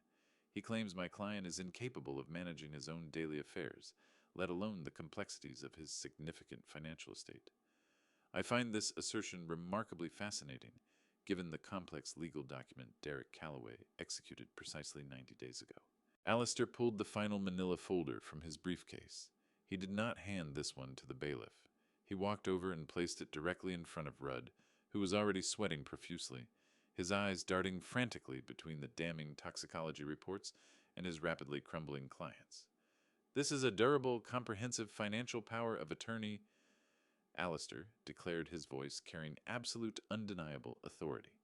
"It was supposedly signed by my client, granting his son complete, unchecked control over a commercial real estate portfolio worth millions of dollars. According to the blue ink stamp of the licensed public notary at the bottom of that page, my client was of perfectly sound mind and body when he allegedly signed this total transfer of power. Derek Calloway utilized this specific document to bypass standard banking security protocols and extract a $250,000 second mortgage against my client's entirely debt-free property." Rudd looked down at the power of attorney. The color drained completely from the wealthy lawyer's face, leaving him pale and suddenly very old. He studied the signature, then the notary stamp, then looked up at Derek, who was now trembling uncontrollably in his seat. Alistair leaned over the table, invading Rudd's personal space, staring down at the fraudulent paperwork with predatory focus. "Opposing counsel," Alistair whispered loudly enough for the court stenographer to capture every crisp syllable. "Did your client inform you that he intentionally defaulted on that $250,000 mortgage To force a banking foreclosure on his father's property? Did he inform you that at exactly 600 on Thanksgiving morning, while his sick son was suffocating on an icy patio, he initiated a 15,000 wire transfer from a restricted pediatric medical trust fund? Alistair reached back to our table and lifted a final heavy stack of printed network security logs, dropping them onto the table in front of Rudd with a loud definitive thud. These are the verified Internet Protocol logs subpoenaed directly from the banking institution, Alistair announced, turning back to face the judge. They prove beyond any shadow of a legal doubt that the $15,000 intended exclusively for Eli's respiratory medication was wired from a digital smartphone device registered to Derek Calloway. The receiving account belongs to a commercial real estate broker in the downtown district. The stolen funds were used to secure the initial lease on an upscale retail storefront in downtown Naperville's Water Street district, registered entirely in the name of his wife, Kristen Calloway. They did not steal a child, Your Honor. They stole his heir to fund a fashion store. The courtroom collapsed into an abyss of absolute devastating silence. The fabricated tragedy Derek had constructed just moments before lay completely destroyed, pulverized into dust beneath the crushing weight of undeniable forensic truth. Judge Pelham removed her reading glasses, her hands trembling slightly with suppressed judicial fury. She looked at the photograph of the freezing child, then at the wire transfer logs, and finally at the high-priced litigator standing frozen at the plaintiff's table. "Counselor," the judge said, her voice cutting through the room like a struck iron bell, "did you review these financial documents and this medical evidence before you petitioned this court to grant your client emergency guardianship over the defendant's estate?" Rudd rose slowly. Rudd was a shark in a courtroom, but sharks are not stupid. He understood precisely what the Bar Association and a federal grand jury did to lawyers who knowingly handed forged government documents to a sitting judge. He was aware that he had planted himself at the epicenter of a sprawling federal fraud case, and that FBI agents would be knocking on his office door before the month was out. The look he turned on Derek was not confusion or disappointment. It was raw, undiluted hatred. Derek extended a shaking, sweat-soaked hand in his lawyer's direction, a wordless, desperate reach for a lifeline that had already been cut. "Your Honor."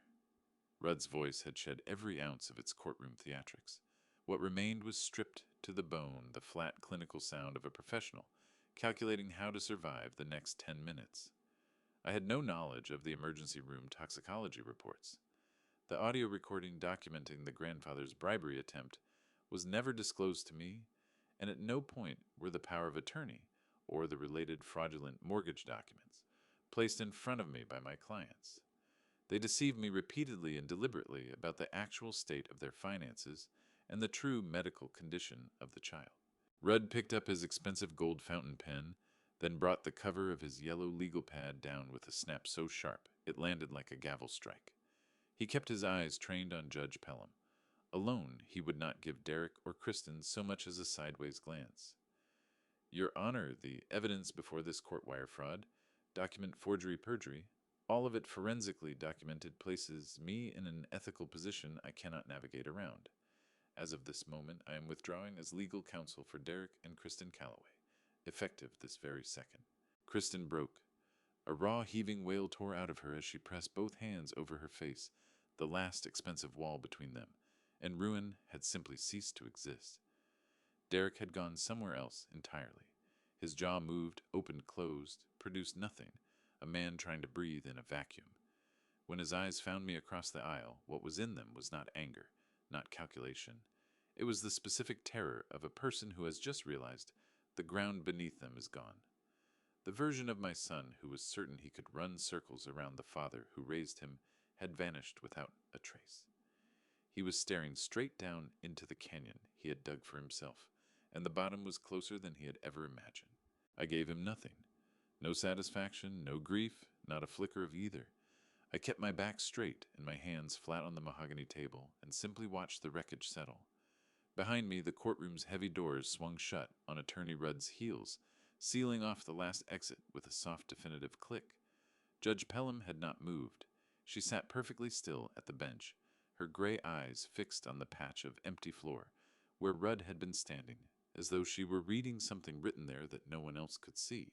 Her gaze dropped to the stack of forged medical documents Derek had tried to slip into the state record. Then it traveled to the forensic architecture Alistair Prudhomme had built before her, the wire fraud trail, the evidence of deliberate medical neglect, each piece interlocking with the next. The fury in her posture was not a figure of speech. It occupied the room the way pressure occupies a sealed chamber. An engineer can tell you exactly what a load-bearing structure does when stress is applied well beyond its design parameters. Derek was seconds away from finding out firsthand. Judge Pelham called for no additional witnesses. She had no interest in hearing Derek's account of himself. She leaned forward, laced her fingers together, and set her hands down on top of everything Alistair had assembled. When she spoke, the measured neutrality a judge is trained to maintain was nowhere in her voice. What came out instead was cold, precise, and final, a blade, not a gavel. Mr. Calloway, her eyes locked onto Derek and held. You walked into this courtroom with the intention of destroying an elderly man's legal autonomy by fabricating a diagnosis of cognitive decline. You tried to turn the family court system into a cover-up mechanism, one designed to conceal that you deliberately withheld life-sustaining respiratory medication from your own 7-year-old child. You sealed that child in a freezing environment so you could raid $15,000 from his medical trust and funnel it into a retail business. And when the evidence began to surface, you attempted to bury it under fraudulent medical evaluations submitted to this court. Derek's mouth fell open. Every drop of color had abandoned his face, and still nothing came out. Kristen sat rigid as stone beside him, palms plastered to her face, a low, unbroken sound pressing out from behind them. Back in the gallery, Gerald and Lorraine rose slowly from their bench. That polished, wealthy couple, the real estate developer, and the wife who carried herself like old money, had just watched their daughter and son-in-law taken apart, piece by piece, by evidence that left no room for argument. They knew Gerald's attempt to bribe the trauma nurse was now a labeled exhibit in a court of law. They understood that their own fingerprints were on this wreckage and that the damage was still spreading. So they did what people like them always do. They offered their sobbing daughter not one word, turned their backs, and walked quietly out of the courtroom, preserving their reputations the only way they knew how. When the structure starts to give wealthy cowards don't shore it up, they step off it. Effective immediately, Judge Pelham announced, bringing her gavel down with a crack that left no ambiguity. The parental rights of Derek and Kristen Calloway are hereby revoked. All physical and legal custody of the minor child, Eli Calloway, is stripped from you both.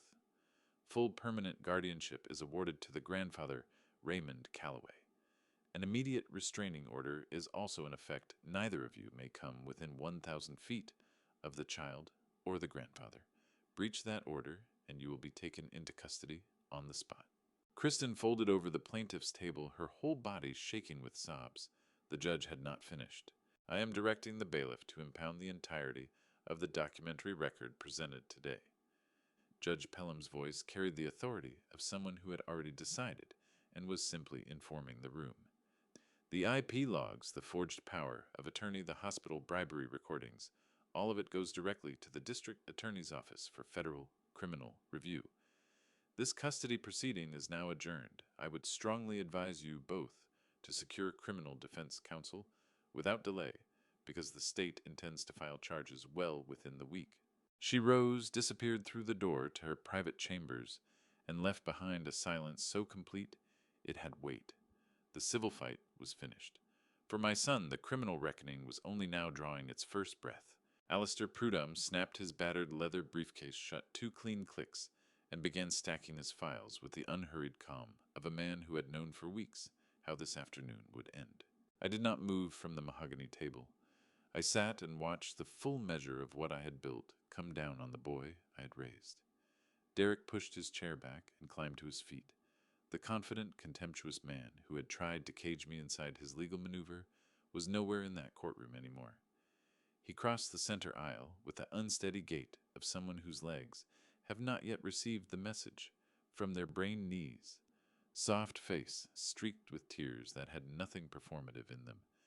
He pulled up a few feet short of me, shaking the way a structure shakes when the wind it was never designed for moves through it. "Dad, please." Derek's voice fractured on the two words. "Dad, you have to stop this. Tell them it was a misunderstanding. They're going to put us in federal prison. We're going to lose everything. I'm your son. Please. I'll get you the $15,000 back every dollar. I'll shut the boutique down today. Just pull your lawyer back and tell the judge we can handle this inside the family." I raised my eyes to his and kept my breathing even. There is something almost clinical about watching a predator discover that the mechanism it constructed with such confidence has closed around its own limb. He was holding up my love for him like a piece of armor, trying to make it absorb consequences he had manufactured entirely himself. But a father's love is not an open line of credit with no limit. A well you have been poisoning for years does not turn clean the moment you finally need a drink from it. I stood moving slowly and fastened the button on my suit jacket. My hand went to the breast pocket of my coat and came back with a single sheet of heavy legal paper folded once. I did not lift my voice. I did not let any anger or any triumph reach my face. I looked at him the way an engineer looks at a failed structure, detached, accurate, final. Then I moved the document across the polished table surface and left it sitting directly under his unsteady hands. "There is nothing here to fix, Derek." My voice did not waver. "You're right that you're going to lose everything, but you've got the sequence wrong. You already lost it." He looked down. His fingers, still trembling, worked the fold open. His eyes moved across the heavy black type at the top of the page. It was not a settlement proposal. It was not an olive branch of any kind. It was a court-approved notice of eviction effective immediately. His bloodshot eyes came back up to mine, hollowed out, grasping for something to hold on to. "What is this?" The words barely made it out. "The mechanical failure you set in motion, arriving at its logical end," I told him, watching the full shape of it begin to register on his face. 90 days ago, you forged my signature on a durable power of attorney. You ran my stolen identity through the bank's security systems and pulled a $250,000 second mortgage out of the equity in that colonial house. You took that enormous cash sum and routed it into offshore accounts to bankroll your lifestyle. Derek swallowed hard, stepping back as though the paper had scorched his fingers. Your brilliant tactical plan was to deliberately stop making those mortgage payments. I continued holding his gaze and refusing to release it. You were going to sit back and let the bank foreclose on the property, knowing that because the deed carried my name alone, that mountain of fraudulent debt would land squarely on my back. You intended to wipe me out financially and leave me without a roof in my retirement, just so you could pocket the cash and walk away clean. It was a very effective strategy, Derek, but you overlooked one critical structural detail. Kristen had stopped crying. She sat across the room, staring at us, her face draining to white, as she absorbed the precise, methodical dismantling of their hidden fraud. When a mortgage falls into serious delinquency, the lending institution automatically contacts the primary guarantor. I let the truth settle into the room the way a hard freeze settles over open ground. The bank flagged the defaults and reached out to me weeks ago. I did not immediately hand your forgery to their fraud department. I let it run. I allowed the delinquency to climb until it crossed the threshold that triggers foreclosure. Then early this morning, while you were fastening your expensive suit to come stand before a judge and lie, I walked into the bank. Derek shook his head in rapid, rigid denial, fighting the reality closing in around him. I paid the outstanding arrears using my own liquid capital. I said the final piece of the mechanism, sliding cleanly into position. I legally acquired the entirety of the debt you manufactured. And because the original property deed has always been mine, exclusively your deliberate default handed me the unambiguous legal right to foreclose on the secondary occupants. I foreclosed on you, Derek. I filed for an emergency municipal eviction order on the grounds of fraudulent hostile tenancy, and the judge signed it 2 hours ago. No. The word came out of Derek as barely more than an exhale. He stepped backward until the wooden gallery railing caught him. You cannot do that. Everything we own is in that house. Our clothes, our furniture, all of it. Not anymore, I told him without warmth. While you sat in this courtroom performing grief for the bench, the county sheriff arrived at the colonial house in Naperville. Every exterior lock has already been changed. The garage access codes have been disabled. A moving crew went through every room and packed your furniture, Kristen's designer wardrobe, every expensive item purchased with stolen funds, and set it all on the public curb in the freezing snow. Kristen released a scream that had nothing composed about it. Raw, unraveling, completely gone, she snatched her designer handbag and bolted from the courtroom, her heels hammering a frantic rhythm down the hallway as she ran to salvage whatever the winter storm had not yet claimed. "You have 0 days to vacate, Derek," I said, turning back to the wreckage of my son. "You cannot go to the boutique because Alistair froze the commercial holding account, tying your stolen $15,000 directly to the lease. The retail property management company is in the process of seizing that storefront for fraud. You cannot go to your in-laws because Gerald and Lorraine walked out of this building a few minutes ago fully aware that a federal indictment is coming for you, and they will not let you pull their name down alongside yours." Derek released the eviction notice. It drifted to the floor. Then he went down with it, both knees hitting the carpeted center aisle of the courtroom, every last pretense of control collapsing at once. He buried his face in his hands and wept with the gutted animal despair of a man who has finally struck the bottom of everything. "You tried to construct a luxury life on a framework of forgery lies and the deliberate suffering of your own child," I said, looking down at him without pity. "You thought you could strip out my resources and discard me. But an engineer understands that when you pull the load-bearing supports from a foundation, the entire structure eventually falls directly onto the person who removed them. You have nothing left, Derek. You built this yourself." I turned away from him. Alistair Prudhomme picked up his briefcase and came alongside me.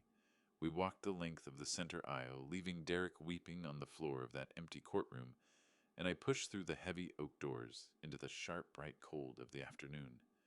The storm had passed. The sky overhead was clear and hard and blue. I breathed in the freezing air and felt something I had not felt in a long time, a deep structural equilibrium returning. The corrupted framework had been fully demolished. Every toxic element had been excised for good.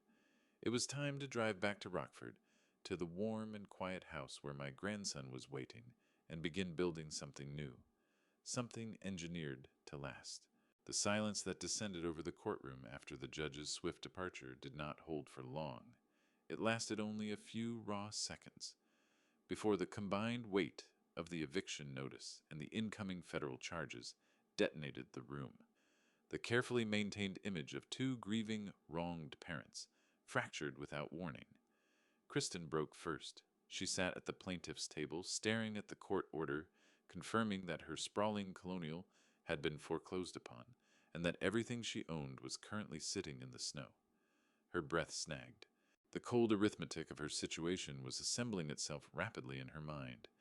The boutique had been seated entirely with the stolen $15,000. The commercial lease was registered under her own limited liability company. She understood with sudden visceral clarity that federal banking investigators would not see her as an unknowing bystander at this financial crime. They would see her as the primary beneficiary of the stolen medical trust funds and of the fraudulent $250,000 mortgage. Kristen turned her head toward her husband. The performance of the heartbroken mother evaporated on the spot, replaced by the cornered primal fury of someone who has just watched every exit close. She shoved her chair back with a screech of legs across the floor and came at Derek with everything she had. Her voice bounced off the high, vaulted ceilings, shrill, stripped of every trace of the composure she had worn all morning. She aimed a shaking manicured finger at his chest and informed the courtroom that the forged power of attorney was his work alone. She declared loudly and with escalating desperation that she had no knowledge whatsoever of his identity theft or the second mortgage he had fraudulently drawn against his father's property. She insisted he had told her the sudden flood of cash in their joint accounts was a legitimate business loan arranged through a private commercial investor. Every word she screamed was an attempt to erect a legal barrier between herself and the federal indictments bearing down on them both. Derek lunged for her hands, trying to quiet her, trying to choke off the torrent of public confession before it buried them both. He begged her in a frantic, urgent whisper to stop reminding her that the court stenographer was still seated at her station, committing every syllable to the official state record. Kristen flung his hands away with open contempt. She announced she would not set foot in a federal penitentiary for his reckless, self-serving crimes. Without a moment's hesitation, she threw the father of her child directly into the path of the coming prosecution and stepped back. She wailed that she was an innocent victim, that she had been manipulated by a sociopathic liar. The words rang off the walls of the courtroom, loudly cementing his guilt into the official record. In the gallery, Gerald and Lorraine watched their daughter's implosion with wide, stricken eyes.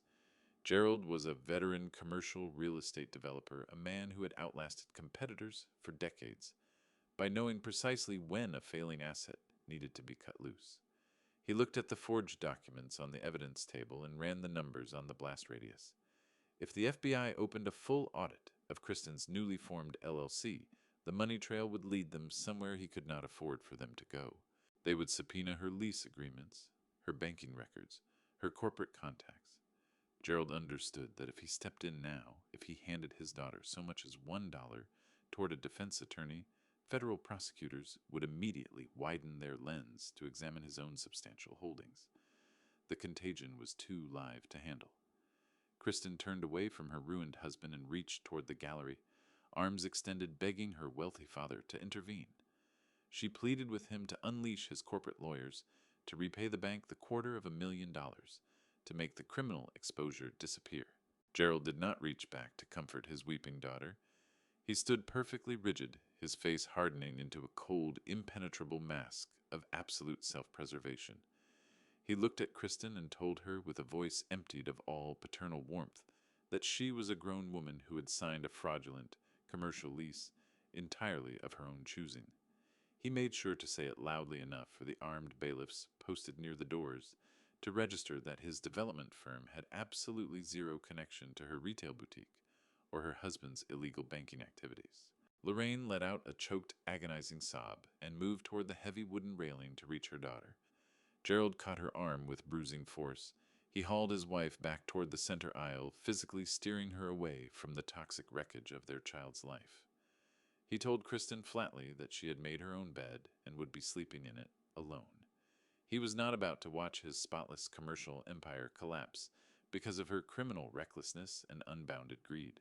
Gerald and Lorraine turned their backs on the courtroom and walked out through the heavy double doors, leaving their daughter sobbing on the floor. Entirely forsaken by the wealth and privilege she had spent her whole life worshipping. Derek watched his in-laws disappear, the last remaining thread of his social ascent, severing behind them. He looked at his wife, weeping on the carpet, openly working to separate herself from his very existence. His expensive, combative litigator had already cleared the building to protect his own law license. Derek had no house, no money, no legal defense, and not a single family member left to exploit. The structural collapse was total. Every parasitic tie he had painstakingly cultivated over the past decade had wrenched itself free to avoid being pulled into the black hole of federal prison. He was stranded, completely isolated, at the center of a demolished life he had dismantled with his own hands. Derek turned his head slowly, his gaze crossing the aisle toward the polished mahogany table where Alistair Prudhomme and I sat in quiet observation. His eyes held the hollow, terrifying blankness of a man who has finally grasped the full, irreversible weight of what he has done. The arrogant, entitled son who had burst into the Edward Elmhurst Hospital emergency room, Naperville, Illinois, in Naperville, demanding my arrest, who had coldly tried to seal me inside a psychological prison just an hour before, was entirely gone. He stumbled forward, knees threatening to buckle under the crushing mass of his own destruction. He stopped just a few feet from my table, shaking like a fractured support column, on the verge of giving way. He looked at me with tears streaming down his pale face and begged for a second chance. His voice fractured with raw, pathetic desperation as he promised to repay every single dime of the stolen $250,000. He promised to shutter the boutique at once, to find a second job, to do absolutely whatever it required to make the family whole. He swore he would enter counseling. He swore he would change his ways. He swore he would never disrespect me again. I stayed in my heavy leather chair, watching the ruined, broken man standing before me. I heard every frantic promise and knew with absolute certainty they were nothing more than the hollow echoes of a coward trying to outrun the gravity of his own consequences. I registered the one critical element conspicuously absent from his pleading. He did not apologize for confining his sick 7-year-old son to a freezing space to suffocate. He expressed not 1 ounce of genuine remorse for withholding life-saving respiratory medication from a vulnerable child for months on end. He did not apologize for attempting to steal my sanity or for plotting to leave me bankrupt and homeless in old age. He was sorry only because the trap had snapped shut and federal prison was bearing down on him. His grief was entirely manufactured, rooted in self-pity, rather than any real moral reckoning. I gave him no comfort. I did not raise my voice or let a trace of vindictive satisfaction surface. A structural engineer does not argue with the settling dust after a condemned building has been safely demolished. I simply looked at him with the absolute freezing zero of total emotional detachment. I let the heavy, punishing silence expand between us, a vast, unbridgeable canyon he could never cross again. He had ceased to be my son the moment he placed a price on my grandson's life, and no volume of weeping could ever rebuild that shattered bridge. I rose slowly from the mahogany table and buttoned my tailored suit jacket with steady hands. I looked at Derek one final time, making certain the unbroken void in my eyes was clear enough that he would understand the silence was permanent. Then I turned my back on him completely. I lifted my heavy winter coat from the back of the chair and moved toward the courtroom's main exit. 2 armed bailiffs stepped forward immediately, placing firm, authoritative hands on Derek's slumping shoulders, cutting off any further advance. Derek broke down entirely, his knees striking the carpeted floor with a dull thud, as a raw, agonizing wail of pure despair tore out of him. The bailiffs hoisted him back up by the arms, holding his struggling form as he thrashed and begged for a father who was no longer listening. I walked down the center aisle, my footsteps steady and measured, carrying the quiet rhythm of reclaimed peace. Alistair walked right beside me, his battered leather briefcase gripped firmly at his side, containing the vital documentation that would keep my grandson safe for good. We passed the weeping, crumpled figure of Kristen and the struggling, desperate form of the man who used to be my son. We pressed through the heavy oak doors, stepped out of the sterile purgatory of that courtroom, and left the absolute ruin of their lives, sealed permanently behind us. The brutal winter that had defined the darkest period of our lives had long since surrendered to the gentle, forgiving warmth of late May. I sat in my rocking chair on the back porch, listening to the familiar creak of the wooden runners against the floorboards. The ice and sleet that had once threatened to freeze the very life from this property were entirely gone, replaced by the deep, vibrant green of new grass and the soft rustle of heavy oak leaves, turning in the afternoon breeze.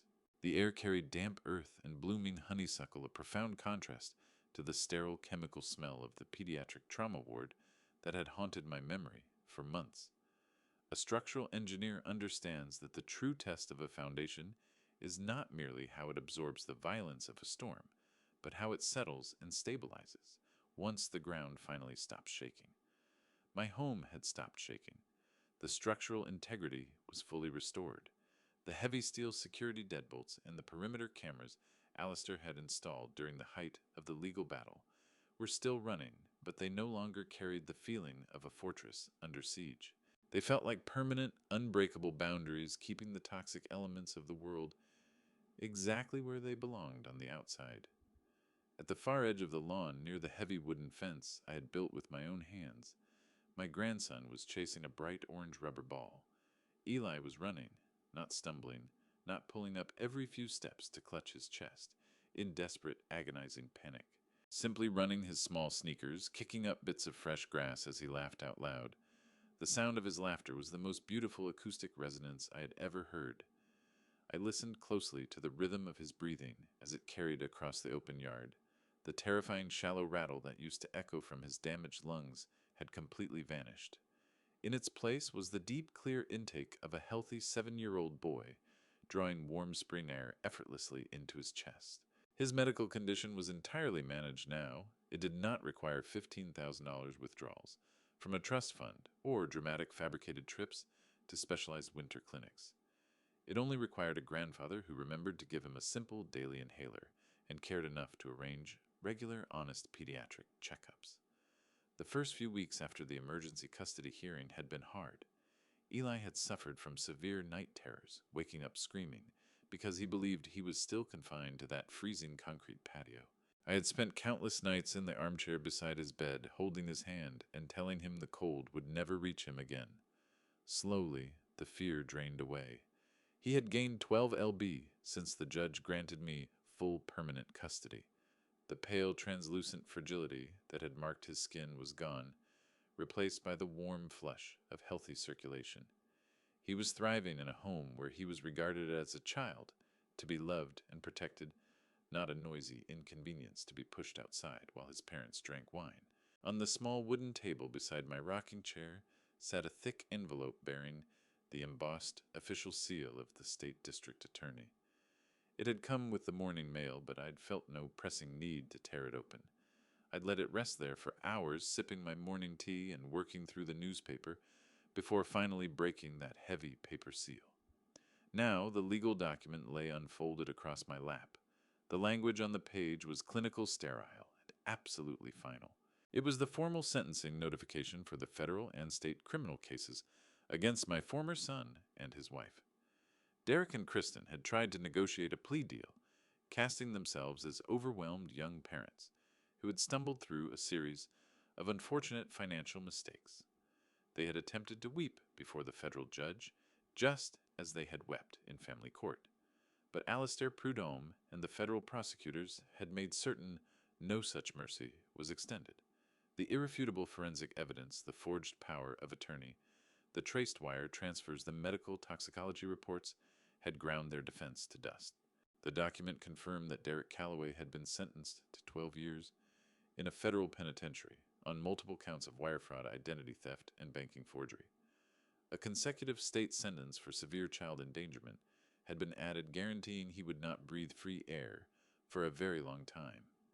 Kristen Calloway had been sentenced to 8 years in a federal facility for her role as a willing co-conspirator in the grand larceny and her explicit complicity in the life-threatening medical neglect of her own biological son. The letter detailed the massive financial restitution orders as well, though that money was largely irrelevant by now. The upscale retail storefront in downtown Naperville's Water Street district that she had dreamed of opening had been seized and liquidated by the federal government before it ever unlocked its doors. The commercial property management company had sued them both into absolute permanent bankruptcy. And Gerald, the arrogant commercial real estate developer who had once stood in my foyer and tried to buy his way out of a felony investigation with a silver pen, had suffered his own catastrophic ruin. Once the Federal Bureau of Investigation turned its eye toward his daughter, their forensic auditors inevitably swept across his entire corporate empire. Gerald had spent decades cutting corners, bribing city zoning officials, and falsifying commercial property valuations. The intense media scrutiny surrounding his daughter's federal indictment sent his wealthy corporate investors into a panic, and they pulled their capital overnight. His empire collapsed into rubble, taking his arrogant threats and his wool overcoats down with it. Lorraine had filed for divorce to shield her own remaining assets, leaving Gerald utterly ruined. They were all gone. The parasites had been completely and permanently cut from the structure of my life. I lifted a heavy legal document from my lap. There was no sudden surge of vindictive satisfaction, no lingering shadow of paternal grief. What I felt was nothing but the calm, quiet equilibrium of a perfectly balanced equation. I rose from the rocking chair, paper in hand. I crossed to the heavy-duty shredder sitting in the corner of my home office, just inside the sliding glass doors. I switched the machine on and listened to the low, steady mechanical hum of its motor.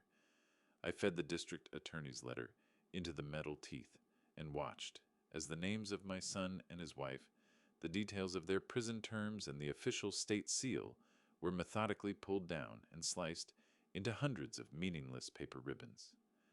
I pulled the plastic bin from the shredder, carried it to the kitchen, and emptied the shredded remnants directly into the trash alongside the morning tea grounds and the discarded eggshells. They were no longer a threat. They were no longer a tragedy. They were simply garbage. I moved to the kitchen stove and lit the front burner.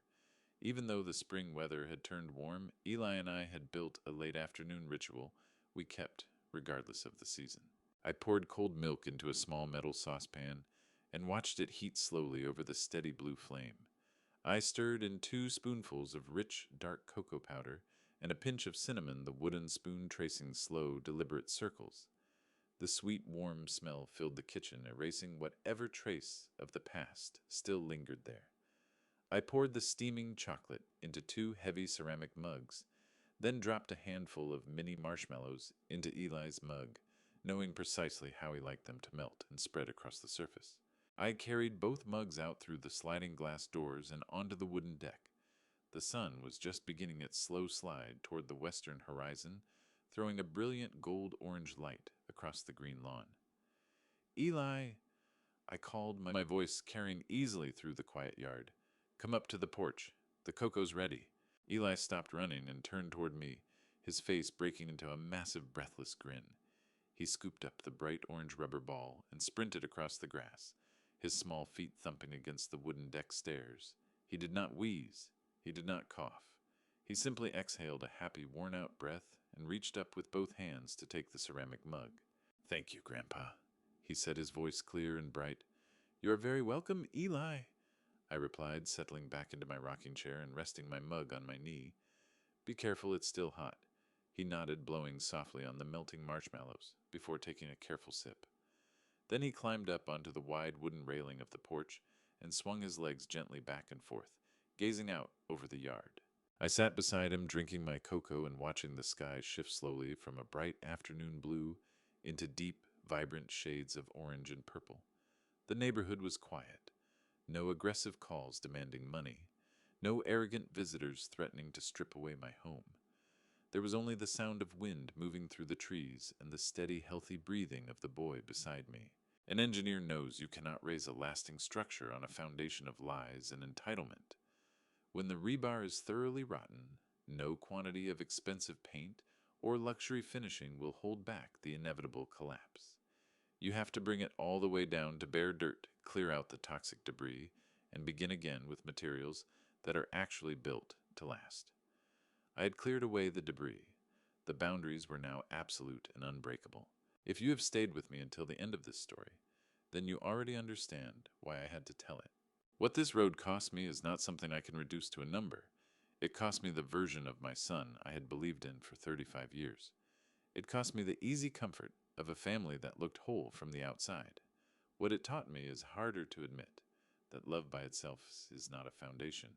Love without honesty is just a beautiful frame around an empty wall. I believe God does not waste our suffering. The Lord's timing felt impossibly slow when Eli was lying in that hospital bed, but looking back now, every piece fell exactly where it needed to. So here is what I want to leave with you. First, pay attention to who flourishes when you are most vulnerable. That tells you more about a person's character than any amount of smooth talk ever will. Second, document everything, especially within your own family. A paper trail is not paranoia. It is the only language a courtroom speaks. Third, protecting a child is never overreaction. If something feels wrong about a child's well-being, trust that instinct completely and act on it without hesitation or apology. Fourth, the moment someone tries to use your love against you as leverage, you are no longer dealing with love, you are dealing with a transaction. Treat it accordingly. If this story stirred something in you, I would truly love to hear your thoughts in the comments below. Share it with someone who might need to hear it. Today, a parent, a grandparent, anyone carrying a weight they think no one else would understand. And if you have not yet subscribed to Family Revenge Stories, I hope you will. There are more stories waiting here, and every one of them matters. Thank you sincerely for listening all the way through.